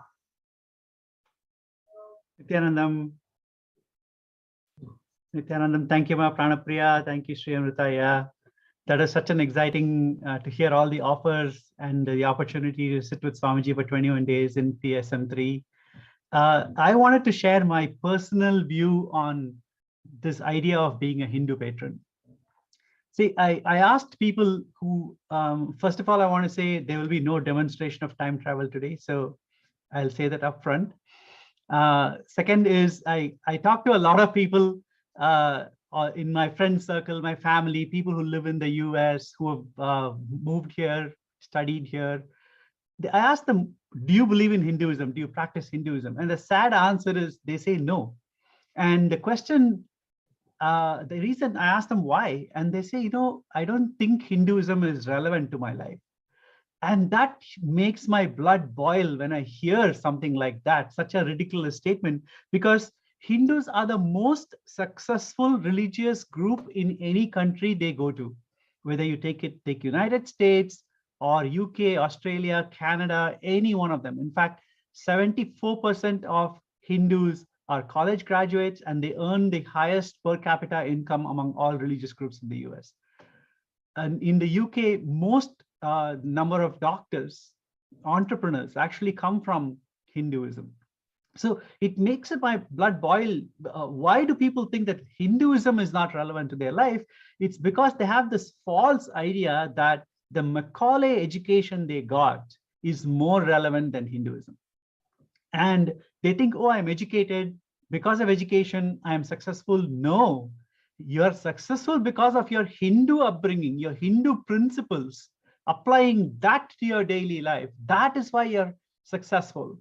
In fact, you can see that as generations of Hindus living in the US come up, as they forget their Hindu background, that success disappears. They just become like any other community. So it makes my blood boil. And I'm asking you, does it make you feel bad inside when you see that you have succeeded from Hinduism, but others are struggling? Others don't realize its importance. Number one. Second, the other thing that really makes my blood boil is when people say negative things about Hinduism truly without understanding what it is, the principles about either how we treat women, how we treat, what does caste mean. When people say such things, the other day I was watching somebody talk in a video about saying, oh, my religion is all about direct word from God. Hinduism does not have any direct word from God. And I'm like, how ignorant can somebody be? It really makes me angry. And does that make you angry? Does that make you want to stand up and do something about it? Do you feel, I want to defend, but do you feel, you know what, maybe I don't know enough? Maybe if I speak something, I'll say something wrong and then people will attack me. Do you feel that difference, but you have the passion in your heart? Then you have to become a Hindu patron because you want to do it. You want to defend, you want to stand up for Hinduism. You want to share the beauty you have received with everybody in the world, but you feel you do not have the tools. Hindu patron is about getting the tools for you to be educated about Hinduism. You will understand the Shastra Pramanas. When somebody says something negative, you will understand how to stand up and speak and say what the right thing is to them. Hey, this is what Hinduism says about this issue. Also, when you talk about social issues, when it comes to women, equality of gender, gender identity, homosexuality, abortion, are you confident what Hinduism says? Right? And very often when people talk about it, we do not contribute to the conversation because we're not confident about where Hinduism stands. In this course, you will learn about it. It'll make you a better presence in your community, when in groups where you can go talk confidently about who you are. You do not have to hide who you are anymore. You can very unabashedly, openly, strongly be a Hindu inside and outside and live like a Hindu, talk like a Hindu, communicate to others what you stand for is beautiful and great. If you have that passion, becoming a Hindu patron is the right thing to do. And essentially you are opening up yourself, who you are on the inside. Now you are going to show that to everybody and defend that openly, strongly, and you will be trained step by step by step. I know many of us want to do something, but we don't know where to start. Do I do this? Do I do that? If I do this, will it be okay? Is it too small, too big? Don't worry. This Hindu patron, if you become a Hindu patron, you will be taught what to do step by step by step. And you will also do a project at the end. So essentially, it's an end-to-end understanding of initiation into not only being a Hindu internally, but showing to the world that why others should be a Hindu. And for you to stand up, many of us, share our, Swamiji always talks about, wealth, whether you share your time, treasure, or talent. And many of us do some of it. But when you become a Hindu patron, you share your soul and your being, and you radiate from your being to the others. And when others see you, how successful you are, and how you stand up for who you are, then they also are inspired to be like you. So Do not miss this opportunity. This is an opportunity for you to be proud of who you are and show to the world why you are proud of who you are. And Swamiji is directly bringing it to us. Like Swamiji said, many other religions think, oh, my God is this, my God is that. So that is one aspect. But only Hinduism says your jiva is Paramashiva. And the moment you come to that realization, that's when you start manifesting Shaktis. So let's get everybody into that one state. Let us get everybody to radiate Hinduism, become a Hindu patron. It will be the best move you do in your life. Please sign up right away. And I know Amritaya is waiting to take over and talk a little bit more. So at this point, I'll stop. Thank you, Nithyanandam. Amritaya, I hand it over to you. Yes, thank you, Sri Muktaya. Great. Let us just create a impactful amongst the global Hindu diaspora. It is time now for each of us to become Hindu patrons, become a strong force, to progress and push Hindu agenda amongst the Hindu religious leaders and various entities in the Hindu diaspora. Bring this beautiful understanding and make it as a livable science, livable model for every Hindu, and consciously have contributing and really have be consciously productive by becoming a Hindu patron today. And here is the sign up link for becoming a signing up for the Hindu patron, kailasa.org/Paramashivoham. And in the drop down, you can select Hindu patron. And also, as we wait for the next Q&A webinar, please also sign up to have your questions answered in the upcoming segment. All of us are waiting for. Nithyanandam. And I request all the zonal coordinators to kindly help every participant today in the two-way, as well as all Kailashans and everybody there practicing Hindus. I sincerely request to sign up to become a Hindu patron and join this movement, Kailasa movement, to be able to do a significant contribution in the Hindu diaspora.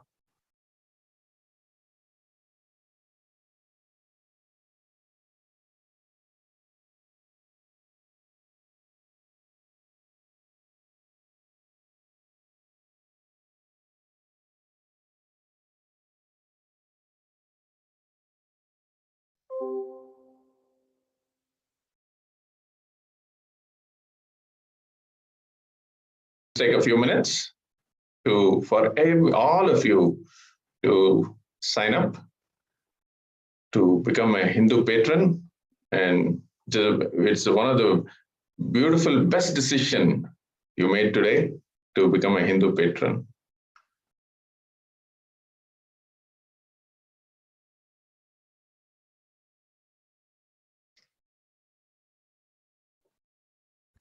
Just be alive for next 3 years. Don't die within next 3 years. I guarantee you, I will reach you wherever you are.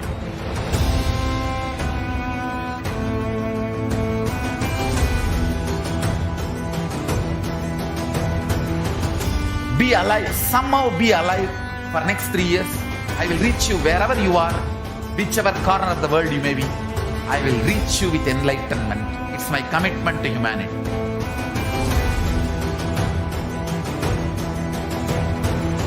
I'm going to empower, enlighten each and every one of you with the fuel and energy of the parallel universe.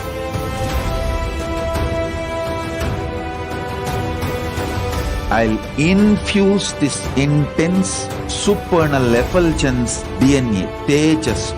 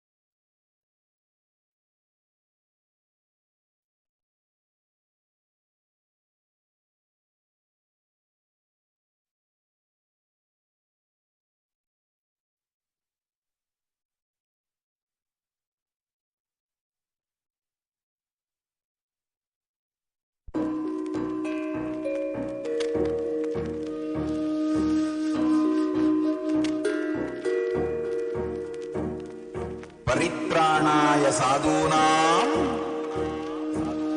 Vinasaya cha dushkritam Dharma samsthapanarthaya Sambhavami yuge yuge.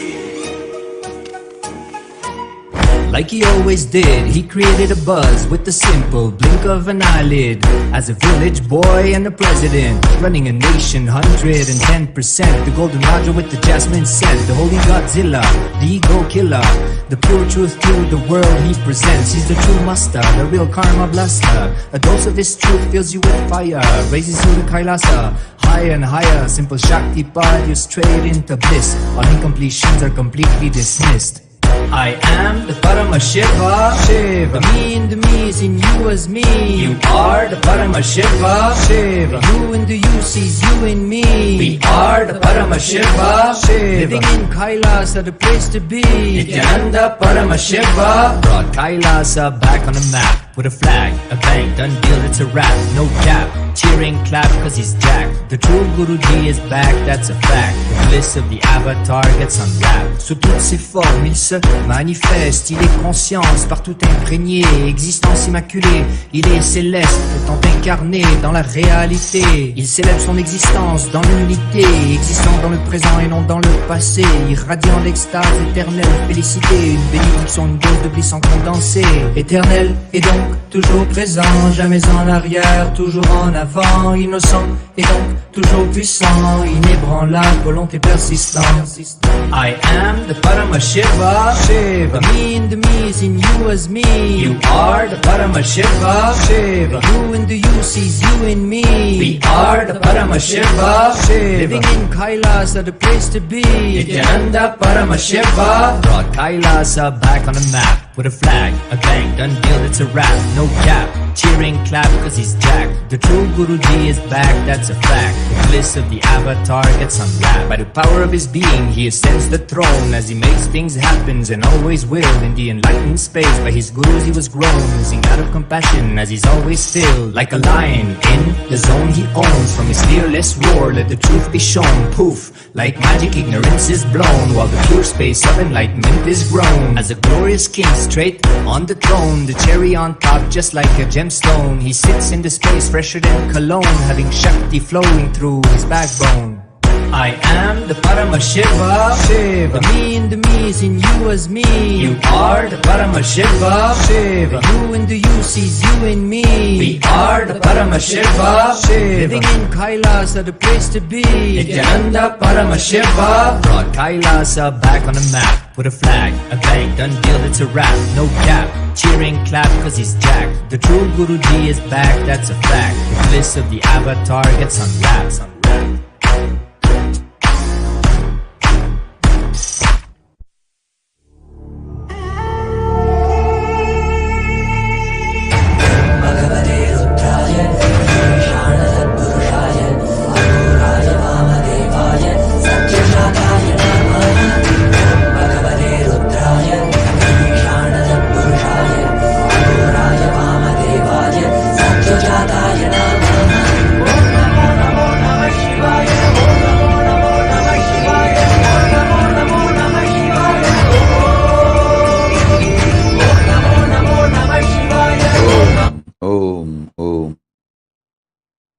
Blessings to all of you.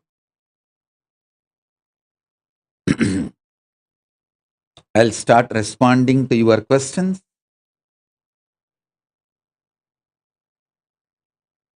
Answering your questions and questioning your answers.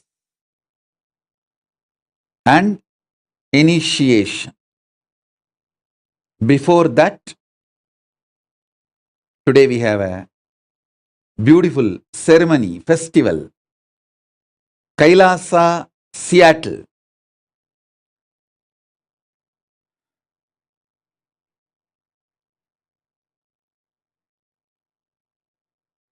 Kailasa, Seattle is celebrating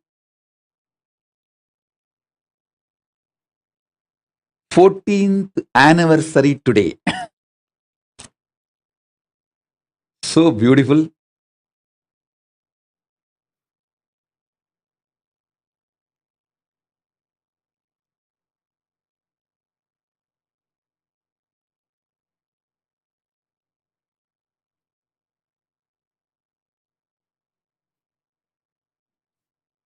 so beautiful to see Paramashiva in Ananda Dandava.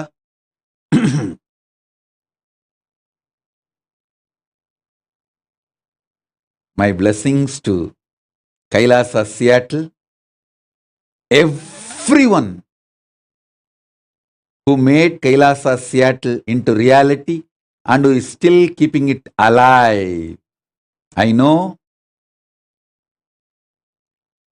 Sri Shraddha and Ma Shraddha are literally pouring their blood and sweat and so many other volunteers, donors to keep the Kailasa, Seattle alive. My blessings to all of you.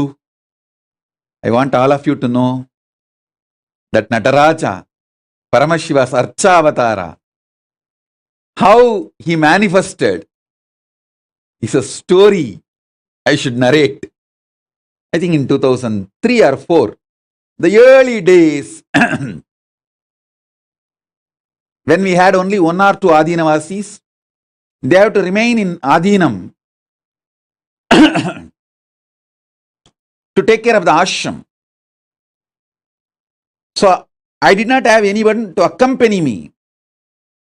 I went all alone with yellow bag, my things to Kumbakonam, the workshop where this deity was getting made, where Paramashiva was taking the Archavataram. Stayed there for 10 days. And still that workshop, that Stapati's Patrai, that place where the deity is made is there still. Old lady used to sell idlis. You know how much the one idli costs in those days? 25 paise per idli she will sell. So 1.5 rupee, 6 idli, because that much only I can eat. 6 idli in the morning, 6 idli if I want to eat in the night. Usually I take only one meal. So totally 1.5 rupee. Only is the food expense. And I used to sleep there itself in that workshop along with the workers on the wooden plank, gunny bag, keeping brick for my head. Work with them and made this deity. Fortunately, we have photographs of me staying there and working and making this deity manifest, Archavatara. In those days, we neither had money nor human resources. So people used to tell me, in those days, this deity costed all the things needed, metal, everything costed more than 5 lakh. They used to tell me, Swamiji, why don't you keep this 5 lakh in bank for your food and for the social services? Why do you want to waste money in making temples and installing deities? Instead, we can do charitable service. We can serve, give free annadan, and people always give free advice. Na?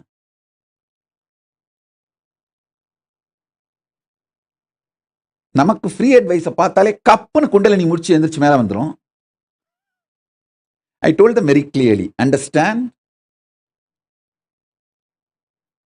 I am not making empty temples. I am making Paramashiva manifest as this Archavatara. I know when Paramashiva manifests as Archavatara, what he will do. I am not wasting money in building temples, installing deities. I know the science of making Paramashiva take birth, Archavatara form. I am doing that. With His grace, I poured my blood and sweat and made this Paramashiva manifest as this Archavatara.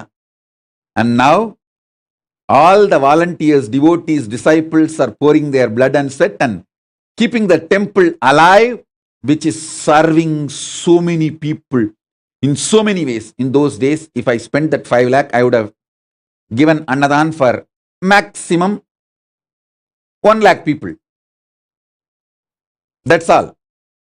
But now this Paramashiva's Archavatara is feeding millions of people every year.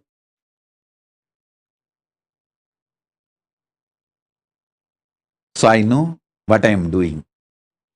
I'll continue to install more and more temples, more and more Archavataras of Paramashiva. I tell you guys, if you want wealth, form a teamly and build Venkateshwara temple. By the time you complete the temple, Venkateshwara manifests there, you will become wealthy. You don't know. Temples are not empty structures.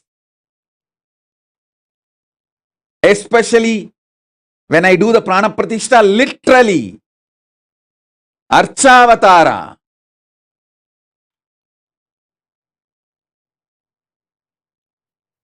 God manifests directly. He showers you with wealth and He breaks all your limiting patterns and He gives you a new understanding about yourself.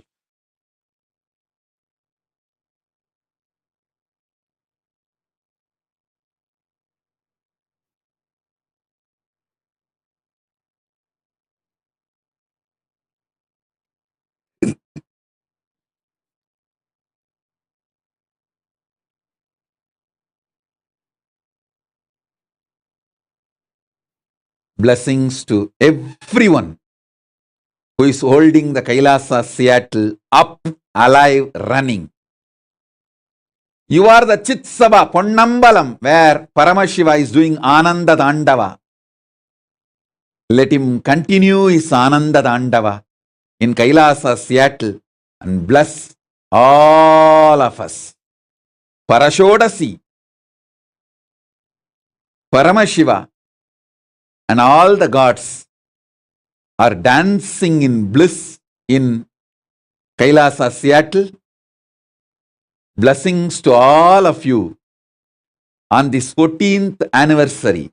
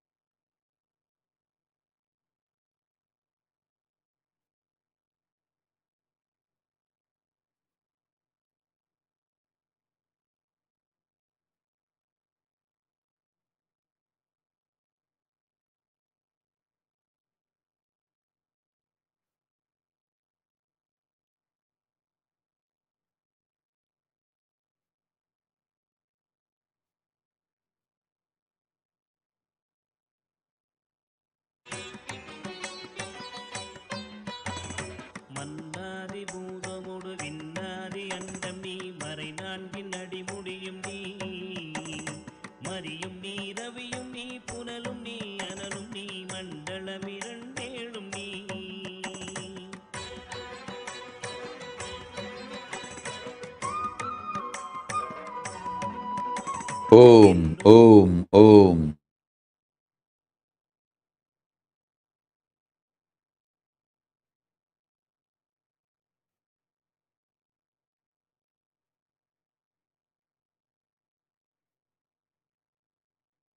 Now we'll start the initiation.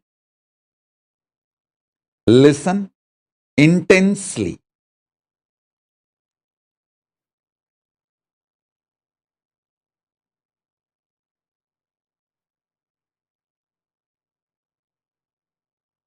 I'm going to give you intense breakthrough. You are going to manifest 25 powers at a time. I'll repeat. Listen. See.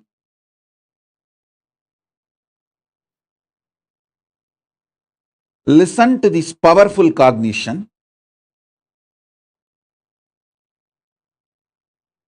You have 25 independently intelligent power manifestation tracks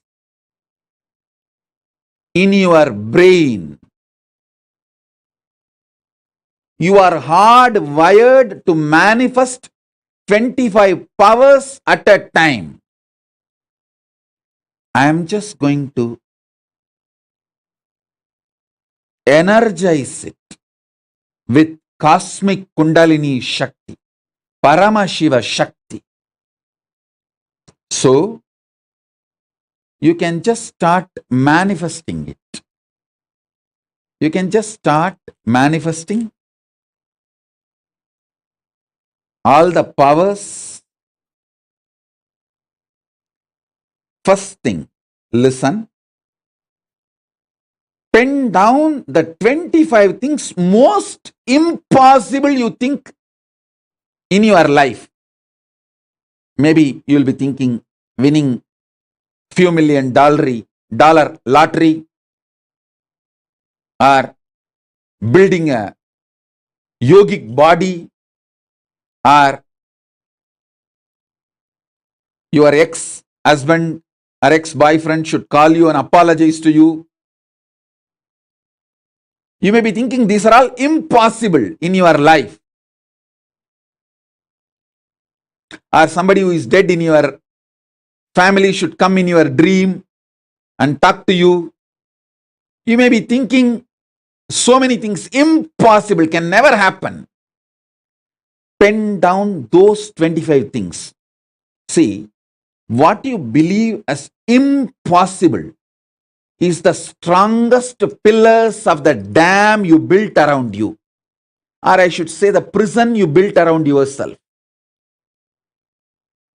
I'll awaken your Kundalini Shakti in such high frequency. It will explode and destroy the prison you built around yourself, the dam you built around yourself, and liberate you. It's not that I need to demolish all the 25 pillars you built around yourself. Even if I remove 2-3 pillars, the dam will collapse. Even if I remove the 2-3 pillars, the prison will collapse. You will be free.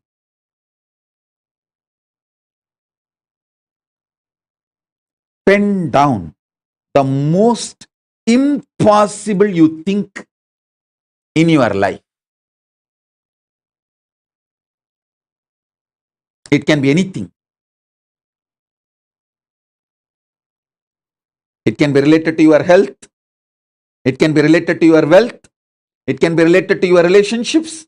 It can be related to your business. It can be related to your career. It can be related to your power manifestation. It can be related to your enlightenment. Anything.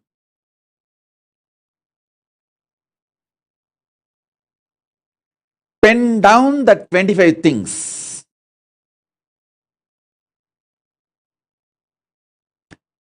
Keep a lamp. Why the lamp, Keep a burning lamp because the power, the Paramashiva's Kundalini Shakti is such intense, high positive energy. It can be received where you are and manifest in you intensely through you directly seeing me. Me directly seeing you. Me seeing the lamp in your room, Sabha. Me seeing the Atma Linga you are carrying. Me manifesting my very smell, Ananda Gandha, jasmine smell and Basma smell, sandalwood smell, these are all the Ananda Gandhas. Manifesting that in your room. These are the ways. The initial Shaktipada happens. The next is the power manifestation, Shaktinipada. Like, please understand, keep the Atma Linga between your palms. Don't try to keep the Atma Linga standing erect. Keep it down. When I awaken the Kundalini, it will stand up by itself. Atma Linga is literally extension of Paramashiva. He will just stand up. Not just stand up, he will start levitating between both your palms. If you want to keep on the ground floor, keep one hand above. If you want to keep between both palms, that is also okay. But Atma Linga will stand up by itself. You don't try to make it stand. Listen. The lamp, and keep the note you wrote 25 points, and keep the Atma Linga in your between both the palms. Make sure the Atma Linga is seen in camera by me. I should be able to see you holding the Atma Linga. That's the best way. When my eyes fall on the lamp and the Atma Linga, it simply stands up. And you manifest the power. Listen. Listen. The list of the 25 things. I'll infuse intense energy, Kundalini Shakti in you. Atma Linga will not only stand erect, it will start levitating. Listen. When the Atma Linga is standing erect or levitating, at that time, offer your prayers or the command or the intention or the demand or whatever challenge you want to offer. That paper to the Atma Linga, not just paper, that very intentions to the Atma Linga. Better if you offer it with a humbleness. Don't try to be rude with Paramashiva. But even if you are, I think better to be humble. Because he is going to be here now, real. So better be humble. Keep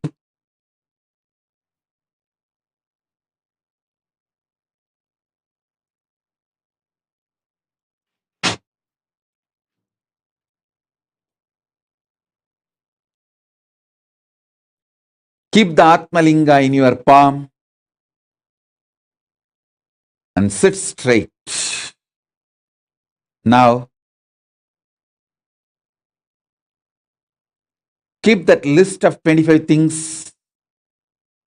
You will see now. Teleportation from the parallel universe happens inside you. It can manifest as Atmalinga standing erect, Atmalinga levitating between both your palms, teleportation of Vibhuti, Kumkum, turmeric, sandalwood, rice, akshata, or small particles of gold, diamond, or any blessing, anything. Just sit. You will manifest 25 powers at a time. Your whole brain, means the 25 faces of Paramashiva, will open up now.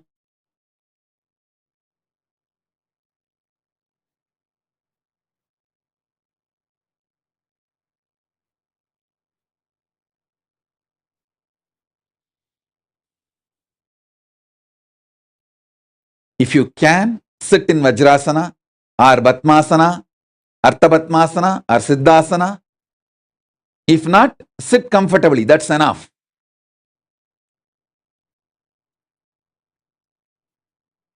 Please sit straight.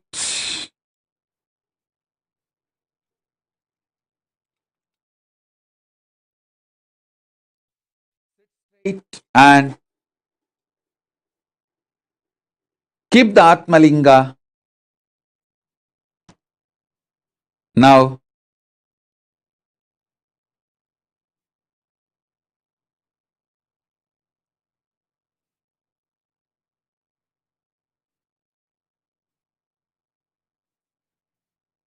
sit straight.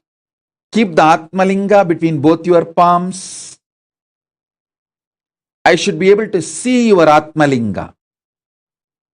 You can focus camera on your Atmalinga.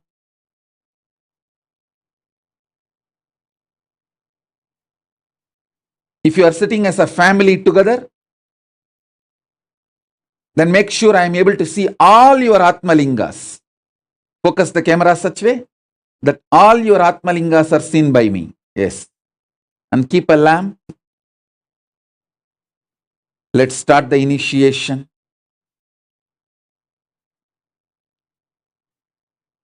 Om, Om, Om.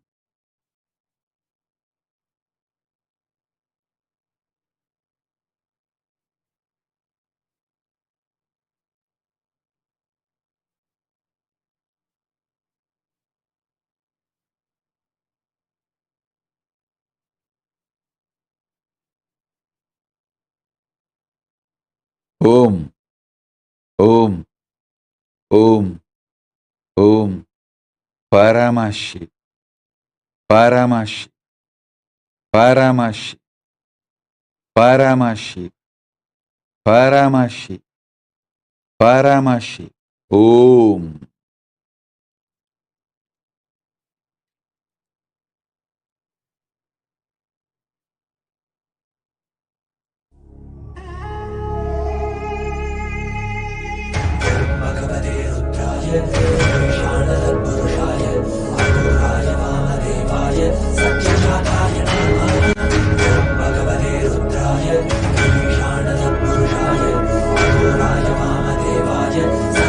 Satya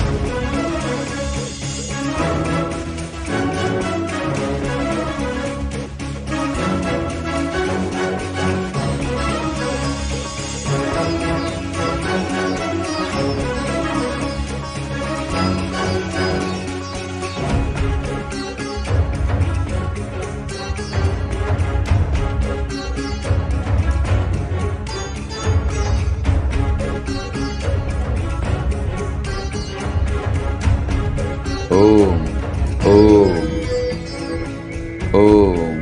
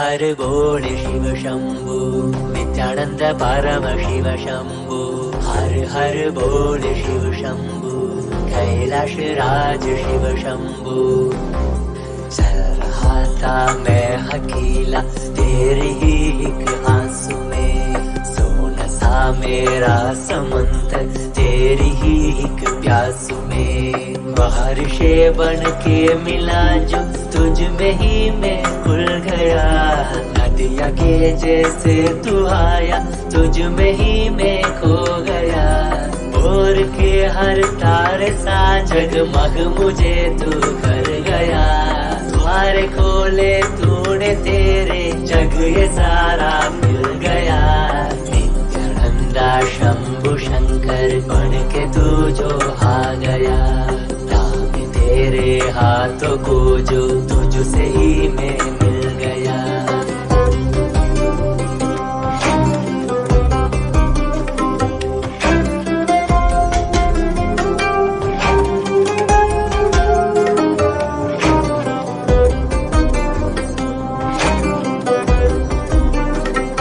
बातें तुझसे ही सारी करूं रूठा तुझ पे ही मैं करूं तेरे खातों पे चढ़ के जग ये सारा मैंने हारा करूं हंसना भी तेरे संग करूं रोना भी तेरे संग ही करूं थोड़ी सी तेरी हिन आंखों में खुद को ही देखा करूं मेरी हर सांस में है तू घन घन में बसा है तू मेरी हर सांस में है तू रग रग में जला है तू सांस मेरी जो चली है बोलती है ये तो सुन ले रे हर बोल शिव शंभु नित्यानंद परमशिव शंभु हर बोल शिव शंभु कैलाश राज शिव शंभु हर बोल शिव शंभु नित्यानंद परमशिव शंभु हर बोल शिव शंभु कैलाश राज शिव शंभु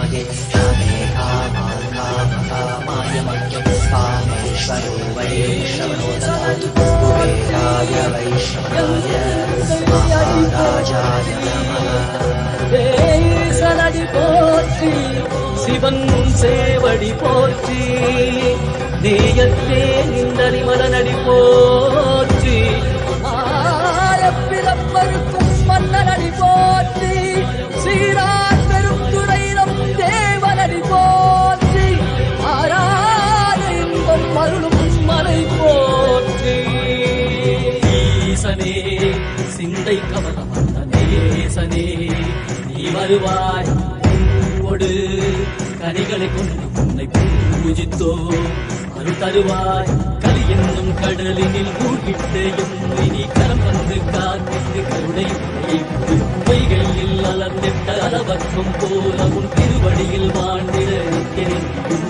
வாராய் அருணாச்சலனே நீ வாராய் அகண்ட ஜோதியனே வாராய் அல்லல் நீக்கிடவே வாராய் அகிலம் போற்றுகின்ற ஈசனே சிந்தை கவனம் நேசனே நீ வருவாய் ஒடு கனிகளை பூஜித்தோ அருள் தருவாய்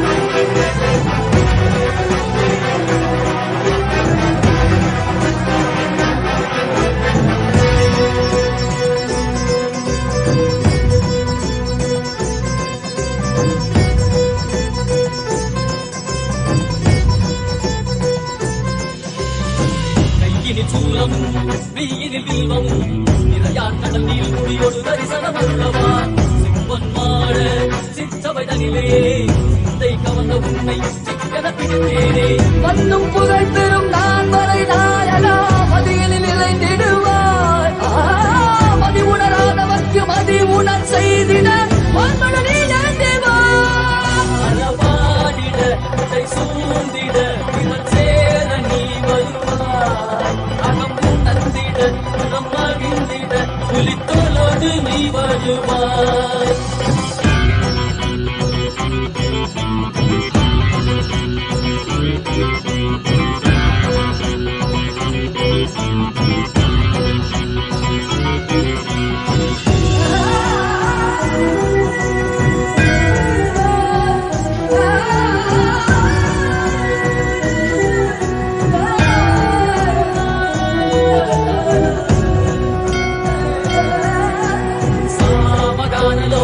विमुक्तिकारणे नादिकेश दिव्य ब्रह्मरूपने मीनाक्षि शक्ति सहित सुन्दरे सने अन्नामलै उदित नित्यनन्दने चित्त अचित्तெல்லாம் முன்னாலே இயக்கும் முன்னாலே உந்தன் கண்ணாலே சிகையில் அணிந்திட்ட மதியாலே மதியின் மொழியாலே தெளிந்திடும் வழியாலே ஜீவன் முக்தி பெற விரைந்தோமே உந்தன் திருவடி தொழுதோமே ஓம் कुलकुंडलिनी परमशिव शक्ति कुलकुंडलिनी manifest in all of us. Oh, as a living avatar, Paramaavatar, ultimate manifestation of Paramashiva.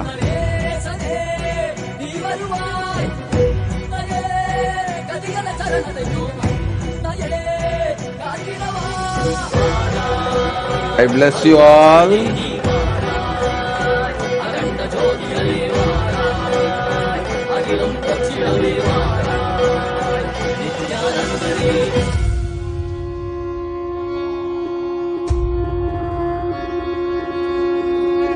You will all manifest auspiciously.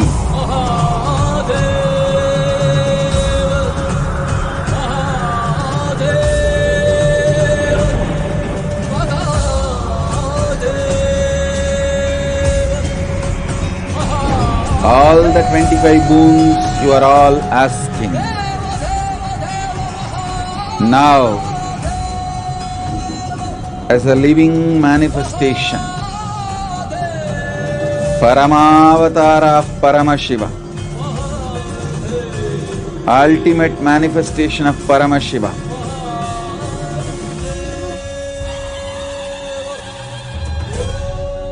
I bless you all to manifest 25 faces of me and 25 powers simultaneously, spontaneously. Let the synergy between Paramashiva and all of us happen intensely.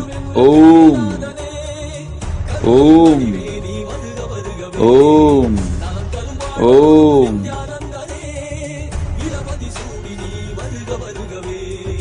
Om, Om, Om, Om, Om,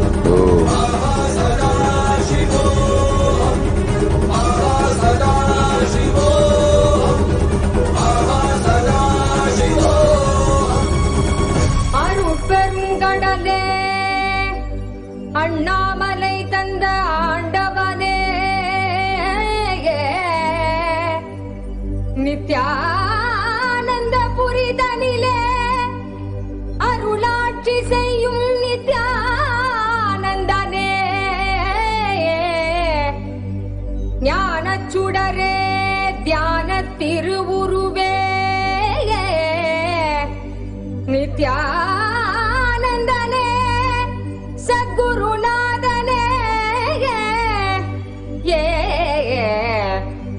அருள் தாரும் நித்யானந்தனே.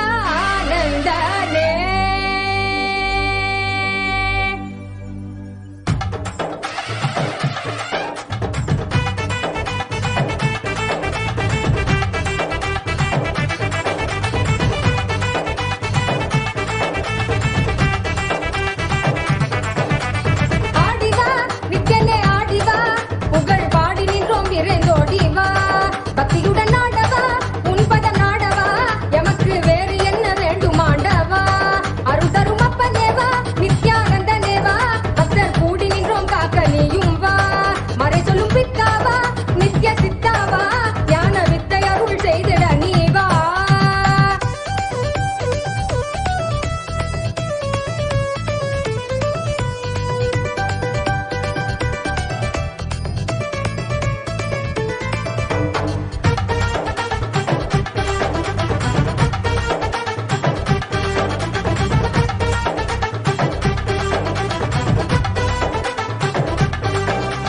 மாயை மனம் தன்னை மறைந்தோடச் செய்தாய் நீ, தேடும் உலக வாழ்வை தயை செய்ய வந்தாய் நீ, மாயை மனம் தன்னை மறைந்தோடச் செய்தாய் நீ, தேடும் உலக வாழ்வை தயை செய்ய வந்தாய் நீ, ஆசையற்ற யாவும் வென்றாலே அந்த நன்னாளில் ஆண்டவனாய் எம்மை மாற்றுவாய் அருள் கண்ணாலே, பேசுகின்ற தெய்வச் சொல்லாலே உயர்மை ஞானம் ஓசையின்றி உள்ளம் தன்னிலே இதை செய்வாயே, குருவின் வடிவில் இறைவன் இறங்கி உயர்ந்த நிலையை அறியும் முறையை உணர்வில் கலந்து உணர்த்தும் இனிய கருணம் நித்யானந்த ஸ்புரண கொண்டாட்டம், தெய்வீக கொண்டாட்டம், நித்யானந்த ஸ்புரண ஆனந்த கொண்டாட்டம், அருள் தரும் அப்பனேவா நித்யானந்தனேவா, நித்யானந்த ஸ்புரணம் அருள நீயும் வா.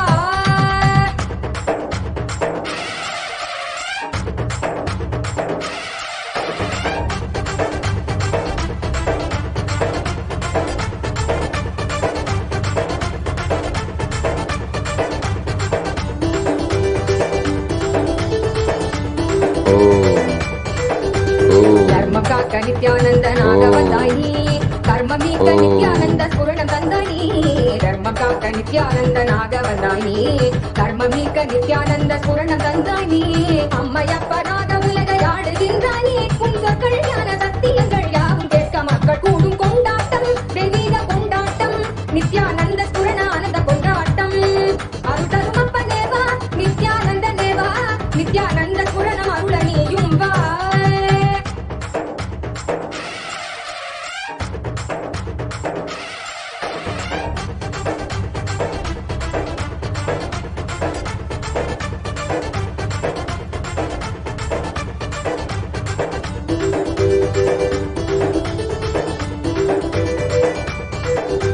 மானுடத்தின் ரோகம் தன்னை தீர்த்து வைக்கவே அருள் கோலை கொண்டு அண்டமதை ஆள வந்தாய் நீ, மானுடத்தின் ரோகம் தன்னை தீர்த்து வைக்கவே அருள் கோலை கொண்டு அண்டமதை ஆள வந்தாய் நீ, எழுகிற எண்ணம் எல்லாமே ஒன்று ஒன்றாக கண்ணியதை கொண்டான் தன்மைதான் என சொன்னீரே, பொங்கி வரும் கங்கை என்றாலும் அலை அழியிலே சங்கமிக்கும் நியதி போலவே இந்த புவியிலே, பிறவி பலமும் எடுத்து உலக வலையில் உணர்ந்து திரிந்து முடிவில் நித்திய குருவி பதங்கள் என்னும் பிரபஞ்ச கட்டி தன்னில் சேரும் கொண்டாட்டம், தெய்வீக கொண்டாட்டம், நித்யானந்த ஸ்புரண ஆனந்த கொண்டாட்டம், அருள் தரும் அப்பனேவா நித்யானந்தனேவா, பக்தர் கூடி நின்றோம் காக்க நீயும் வா, அருள் தரும் அப்பனேவா நித்யானந்தனேவா, நித்யானந்த ஸ்புரணம் அருள நீயும் வா.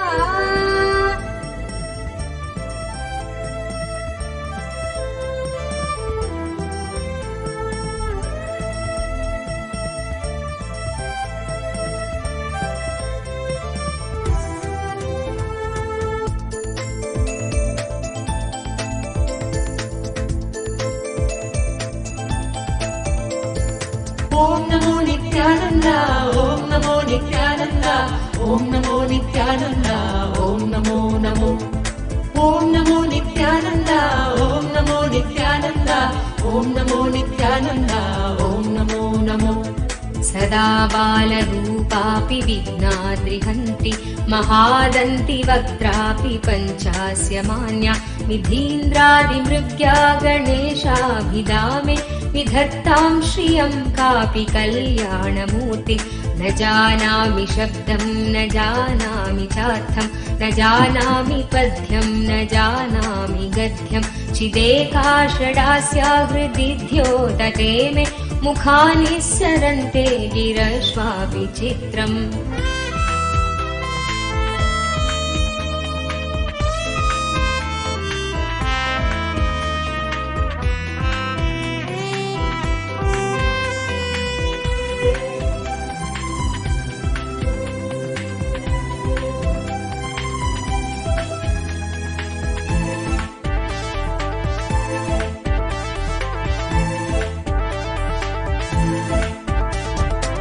मयूराधिरूढं महाभाग्यगूढं मनोहारि देहं महच्चित्तगेहं महीदेवदेवं महावेदभावं महादेवबालं भजे लोकपालं यदा सन्निधानं गता मानवामि भवाम्भोधिपारं गतास्ते तदैव इति व्यञ्जयन् सिन्धुतीरे नास्ते तमीडे पवित्रं पराशक्तिपुत्रम् ॐ नमो नित्यानन्द ॐ नमो नित्यानन्द ॐ नमो नित्यानन्द ॐ नमो नमो ॐ नमो नित्यानन्द ॐ नमो नित्यानन्द ॐ नमो नित्यानन्द ॐ नमो नमो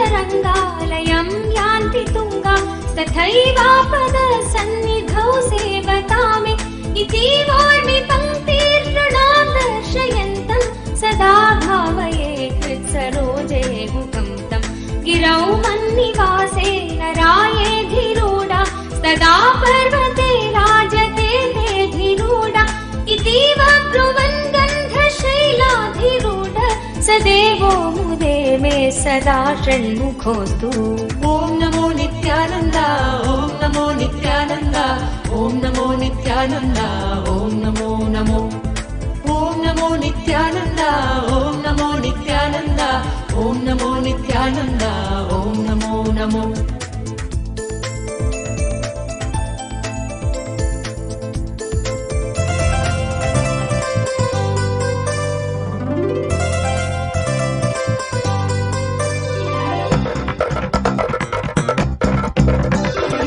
नित्यं मन्त्रं नित्यं यन्त्रं नित्यं तन्त्रं नित्यं सर्वं नित्यं मन्त्रं नित्यं यन्त्रं नित्यं तन्त्रं नित्यं सर्वं तपोयज्ञदानादिभिः शुद्धबुद्धिर्विरक्तो नृपादे पदे तुच्छबुद्ध्या परित्यज्य सर्वं यदाप्नोति तत्त्वं परं ब्रह्म नित्यं तदेवाहमस्मि तपोयज्ञदानादिभिः शुद्धबुद्धिर्विरक्तो नृपादे पदे तुच्छबुद्ध्या परित्यज्य सर्वं यदाप्नोति तत्त्वं परं ब्रह्म नित्यं तदेवाहमस्मि नित्यं मन्त्रं नित्यं यन्त्रं नित्यं तन्त्रं नित्यं सर्वं नित्यं मन्त्रं नित्यं यन्त्रं नित्यं तन्त्रं नित्यं सर्वम्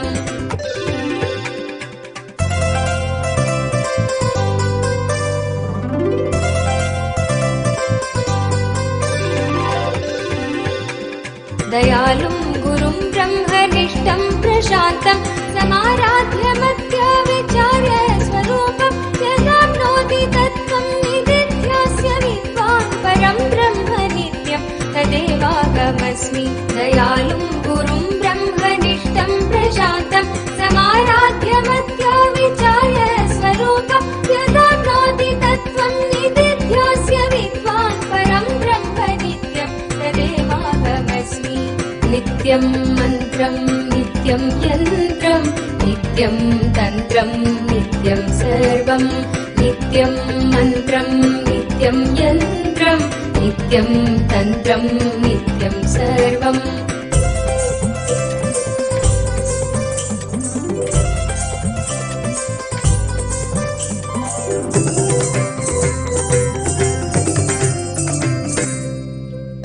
यदानन्दरूपं प्रकाशस्वरूपं निरस्तप्रपञ्चं परिच्छेदहीनम् अहं ब्रह्मवेत्येकगम्यं तुरीयं परं ब्रह्म नित्यं तदेवाहमस्मि यदानन्दरूपं प्रकाशस्वरूपं निरस्तप्रपञ्चं परिच्छेदहीनम् अहं ब्रह्मवेत्येकगम्यं तुरीयं परं ब्रह्म नित्यं तदेवाहमस्मि नित्यं मन्त्रं नित्यं यन्त्रं नित्यं तन्त्रं नित्यं सर्वं नित्यं मन्त्रं नित्यं यन्त्रं नित्यं तन्त्रं नित्यं सर्वम्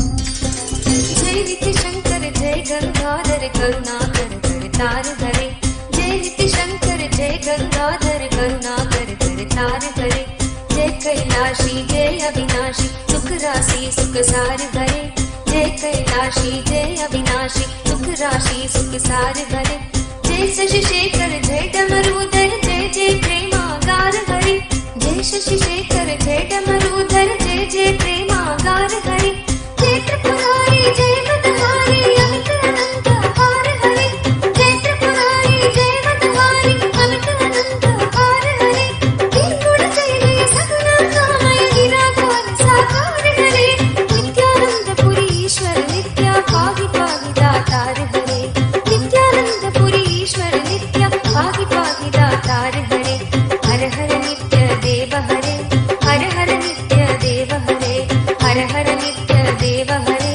हर हर नित्य देव हरे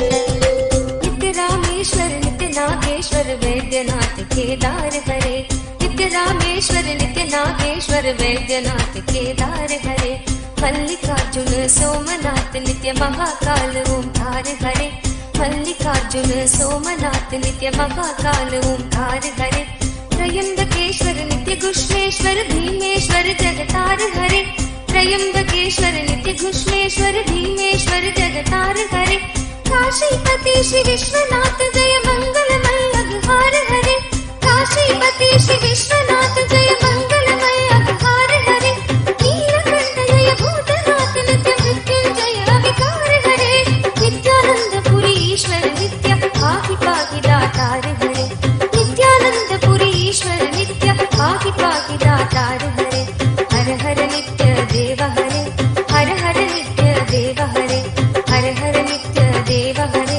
हर हर नित्य देव हरे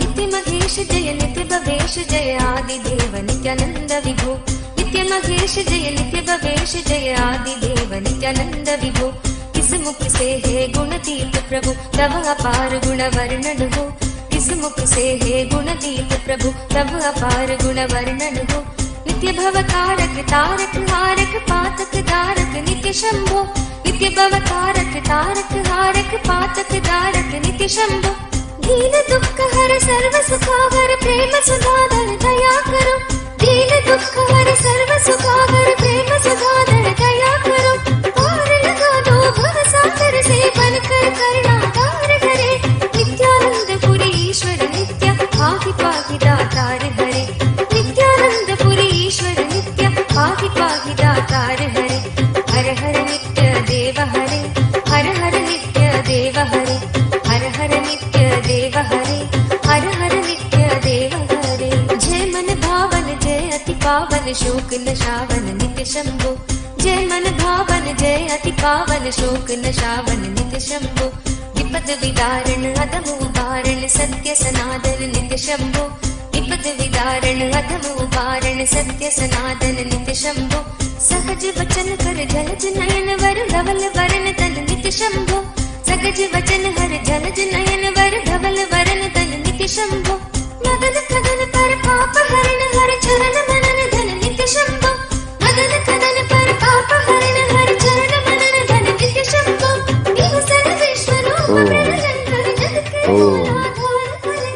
नित्यानन्दपुरीश्वर नित्यानन्दपुरी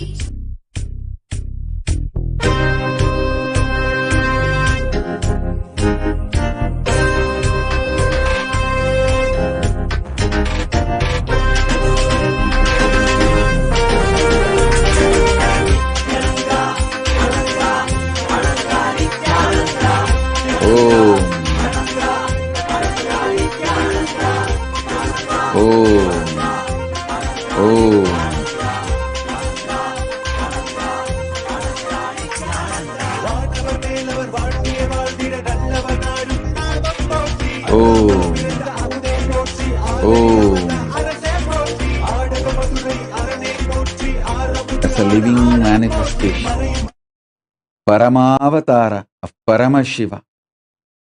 I bless you all with Paramadvaita. Let's all radiate with integrity, authenticity, responsibility, enriching, causing, living Shuddhadvaita Saivam Paramadvaitam. The state, space, powers, being, superconsciousness, and Kailasa, Maha Kailasa of Paramashiva. Paramashivoham. Om Nithyananda Paramashivoham. The eternal bliss, Nithyananda. Thank you. Be blissful.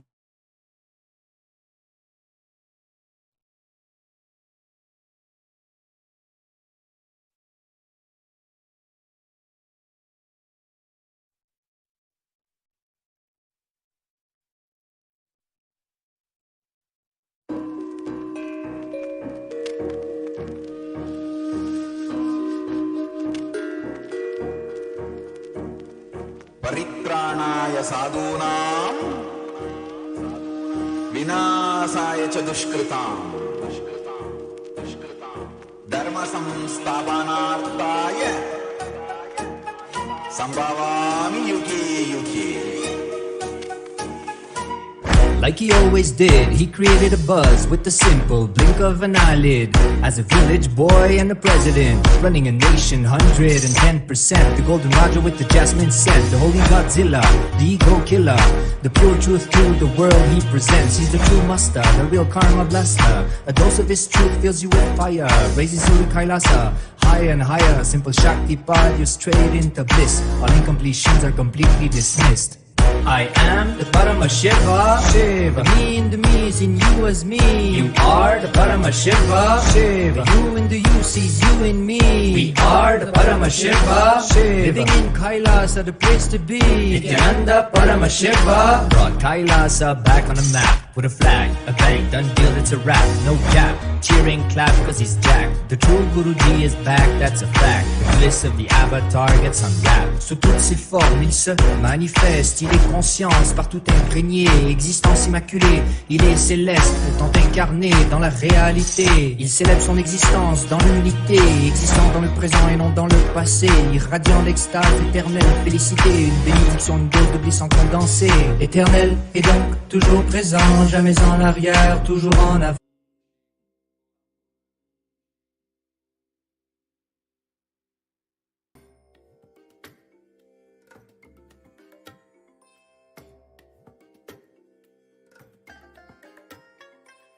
I bless you all. Let you all open all your three eyes and manifest the powers of Mahasudashiva. Om Nithyananda Paramashivoham. Om Nithyananda Paramashivoham. Om Nithyananda Paramashivoham. Om Nithyananda Paramashivoham. Nithyananda. Paramashivoham.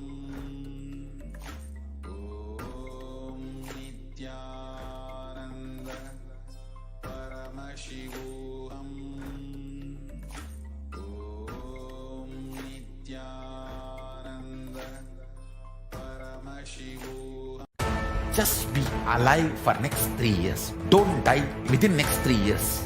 I guarantee you, I will reach you wherever you are.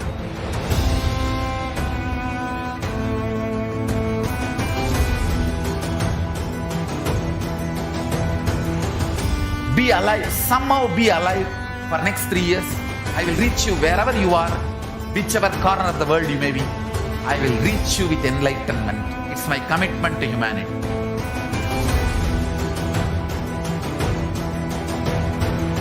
I'm going to empower, enlighten each and every one of you.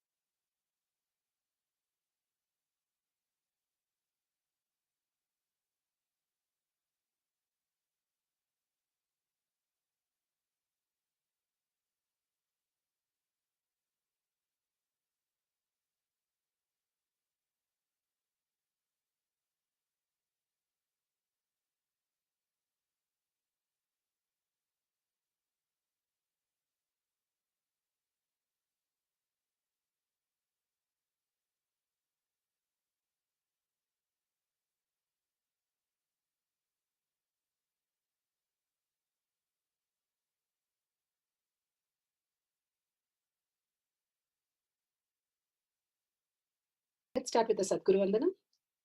Nithyanandam Paramashivoham Kevalam Jnanamurtim Dvandvatitam Gaganasadushnam Tattvamasya Lakshmam Ekam Nityam Vimalamachalam Sarvadi Sakshibhutam Bhavatitam Trigunarahitam Sadgurum Tam Namami.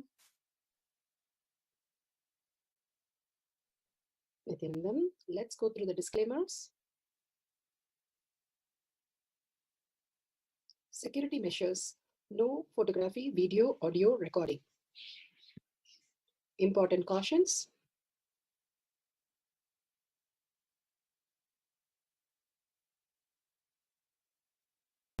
Beautifully, Paramashiva has given us the powerful cognition, and he has initiated us into the power of teleportation of objects from any lokas, and 25 powers that we can manifest through the 25 heads. Let's go through the Shastra Pramana, the Pramanas, and start manifesting the powers of Paramashiva. The Pramanas. Science of power manifestation is authentic, time-tested, scientific, and foolproof. The Shastra Pramana, the authentic scriptures, Shrutis, Veda Agamas, stands as a foundation for Hinduism. Apta Pramana, the authentic, time-tested, foolproof compilation of the experience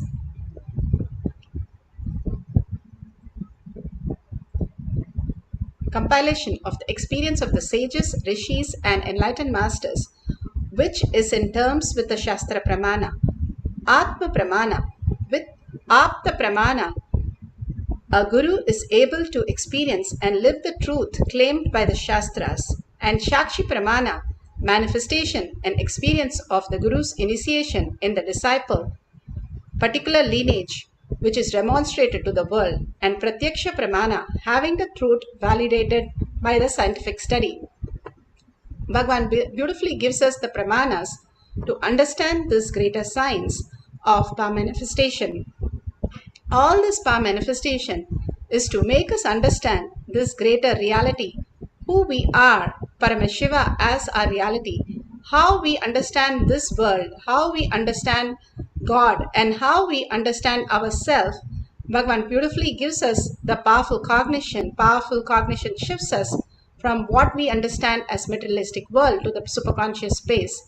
The Shastra Pramana for the power of teleportation is taken from the Spandakarika, section 3, Vibhuti Spanda, Sutra 3.4, 3.5. Slide.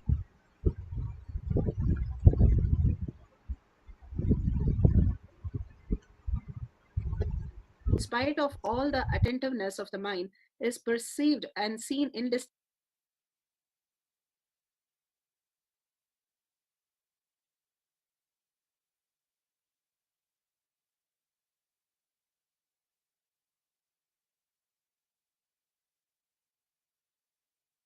strength of one's visual power.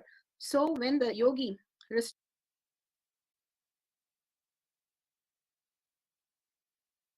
spite of all the attentiveness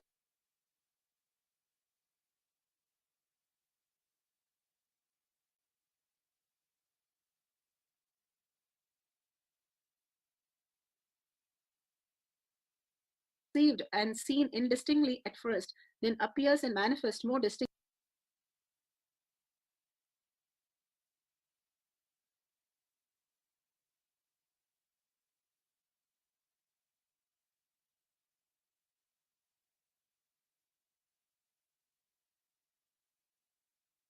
यथा हि अर्थो स्फुतो दृष्ट सावधानेऽपि चेतसि भूयः स्फुटतरो भाति स्वबलोद्योगभावितः तथा यत्परमार्थेन येन यत्र यथा स्थितं तत्तथा बलमाक्रम्य न चिरात् सम्प्रवर्तते.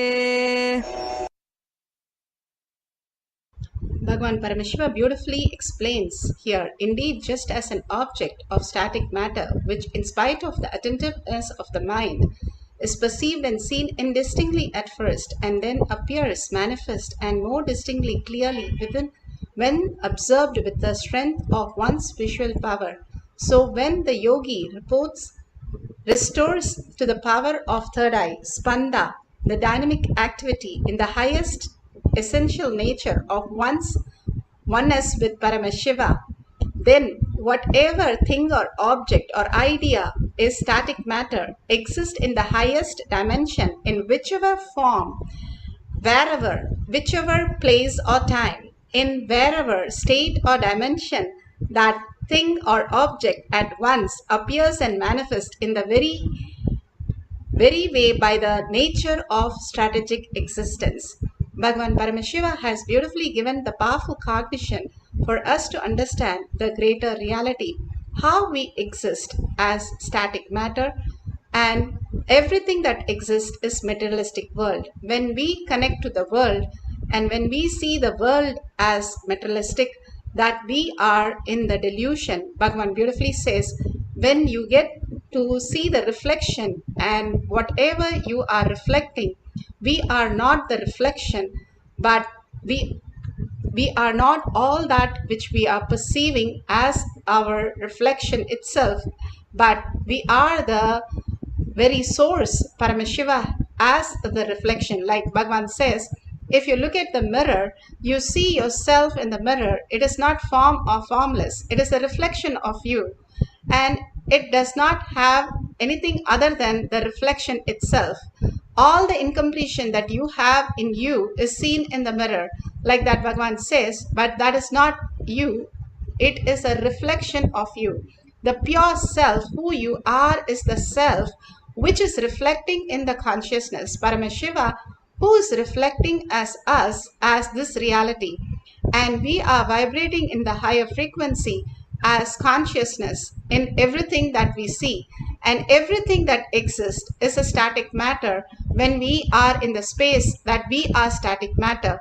But when we understand we are dynamic activity, the minute we are in the third eye, Bhagavan says, you become the vertical time zone. You're beyond the circular time that is happening. You are in the Nitya Satya, where you are in the vertical time zone. You see yourself as a consciousness, vibration, frequency, and you see everything as vibration and frequency, the higher self, who you are. Everything has a form, but it is formless as vibration and frequency. If you realize yourself as vibration and frequency, you see everything as consciousness, vibration, and frequency.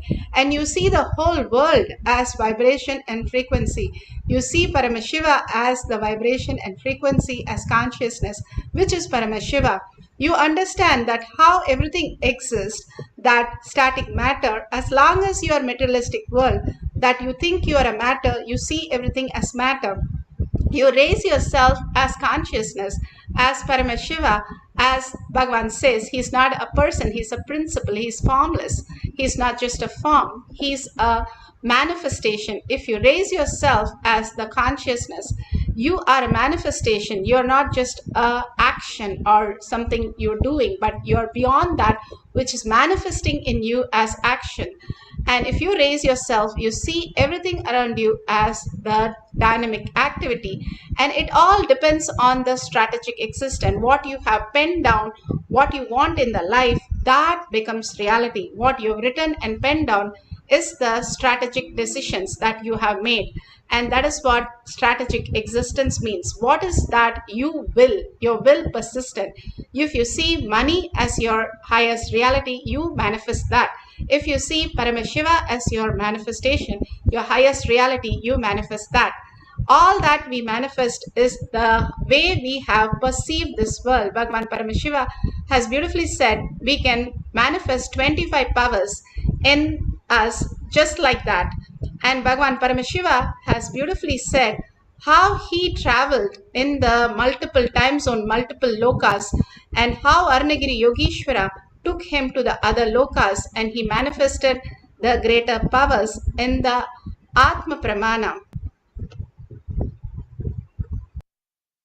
Lunch and dinner both. That's all. That is the only two menu.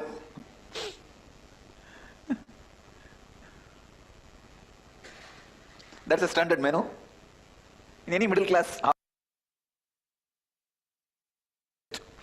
That size caves I have seen, with water facility and lighting, the natural lighting and water. I have seen the caves. So I thought maybe this cave will lead to his cave where he is staying.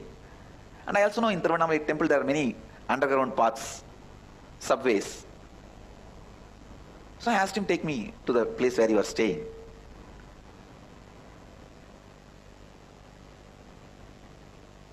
He said, come on, let's go. He entered into that cave by bending, and I remember he just held my hand and pressed. Please understand, now I wanted to put this on record. First time when he pressed the hand, I lost body consciousness. All these days I was with him, I never lost body consciousness. First time I lost body consciousness. So from this moment, whatever I am describing, I do not know whether physically I was part of that scene or I was taken out of my body and this experience happened. I am not able to be clear, because the moment he pressed my hand to pull me inside the cave along with him, I lost the body consciousness. And even the scenes I remember after this were not like this worldly. He just walked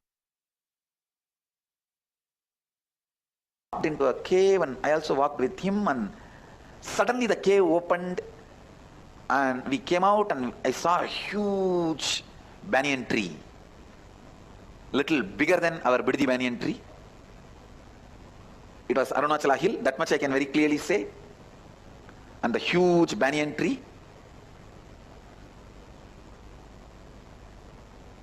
And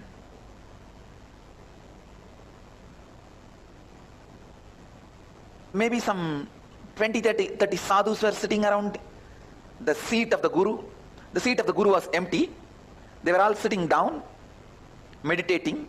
The moment he walked in, all of them got up and stood and did namaskar. The way they bowed down, I know he is the Guru of that area, means Guru of that group. He went and straight sat on the Guru's seat. The way he went and sat authoritatively, I know he is the Guru. And all of them are his disciples, very elderly sadhus with a long beard, just like you listen and see in the stories. How the Dakshinamurti used to be sitting under the banyan tree and all his old disciples used to sit. That's exactly the scene.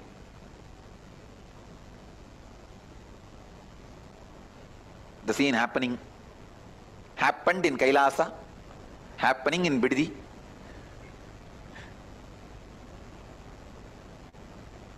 Was literally happening. I saw the way he went and sat.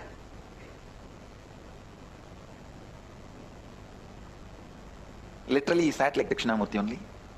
He just went and put his leg little this way, that's all. That's the way he sat. Where he put the left leg on the right leg and little closer he kept. Then usual posture of Dakshinamurti, you see. This is exactly the way he sat. And he started answering some of the questions they all asked.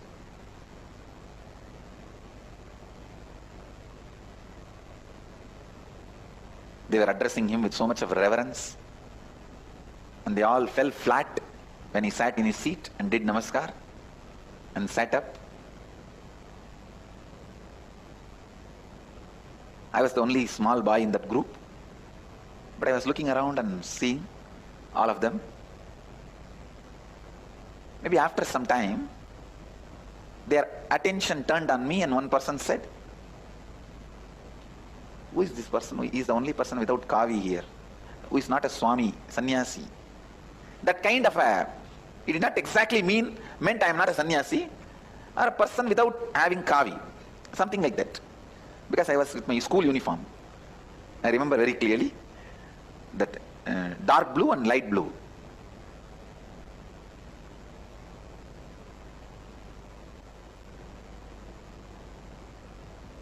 Must be, because 11 means by the time I've already started going to the high school, 6th grade. So dark blue and light blue. In Indian villages, kids will not change they will wear the uniform even in the holidays. They may not go to school, but they will be always wearing the uniform only, same dress only. I still remember the half trouser of dark blue and shirt of light blue. That was the school uniform. And immediately that solved my Kundalini. I said, I may not be wearing kabi, I am also sannyasi only. And I saw Aranagiri Ishvara laughed. Then he said, then why you are not wearing kavi? I asked him, you give me kavi. He laughed and he looked. Immediately I saw one sadhu brought kavi cloth. And I did not even have a second thought to remove and throw my dress. I just removed all my dress. Naked I walked near him without even having a second thought. And he himself tied that kavi cloth in my hip like a dhoti. He himself tied it.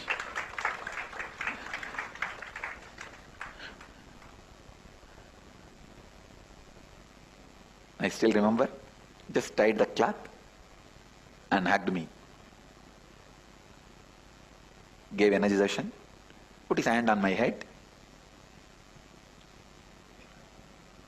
Naturally the experience was just out of the world.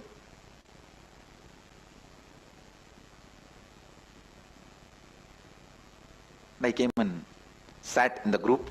Now I felt one with the group and group also felt one with me. They did not feel now I am an outsider. One good thing, still I have that cloth given by him. Still the cloth is there. Because the cloth is there, I feel the experience is either happened in the physical plane or a metaphysical plane which gets converted to physical plane. See, there are some metaphysical experience which disappears when the conversion into physical plane happens. But there are some solid metaphysical experiences. It becomes physicality when it comes down to the physical plane. Like Ramakrishna had an experience of Rama giving him the pot full of porridge. A mud pot full of porridge. when he came down from that experience, he had the pot in his hand. The pot was there. The pot did not disappear. Only the Rama's form disappeared, but the pot was there. That did not disappear. So I can say, this experience from the metaphysical plane, when it settled down into the physical plane, the items given remained. That is why I feel the experience has become physical biomemory in me. It remains as a physical bioenergy. Beautifully, Bhagavan explained how he experienced the metaphysical pain into the physical reality. We know many of the other things also, how Arunagiri Yogeshwara went and bought Parijada flower from the different lokas, and how the Arjuna went and learned dance and came back. How Tirunjana Sambandar went and got from Kailasha gold coins for his parents to do the Homa. And all this not metaphysical, but Bhagavan says, you traveling to different lokas and manifesting that is a proof that it shows through the appearance of the vibhuti, kumkum, and all the other things that is materializing, the gold dust,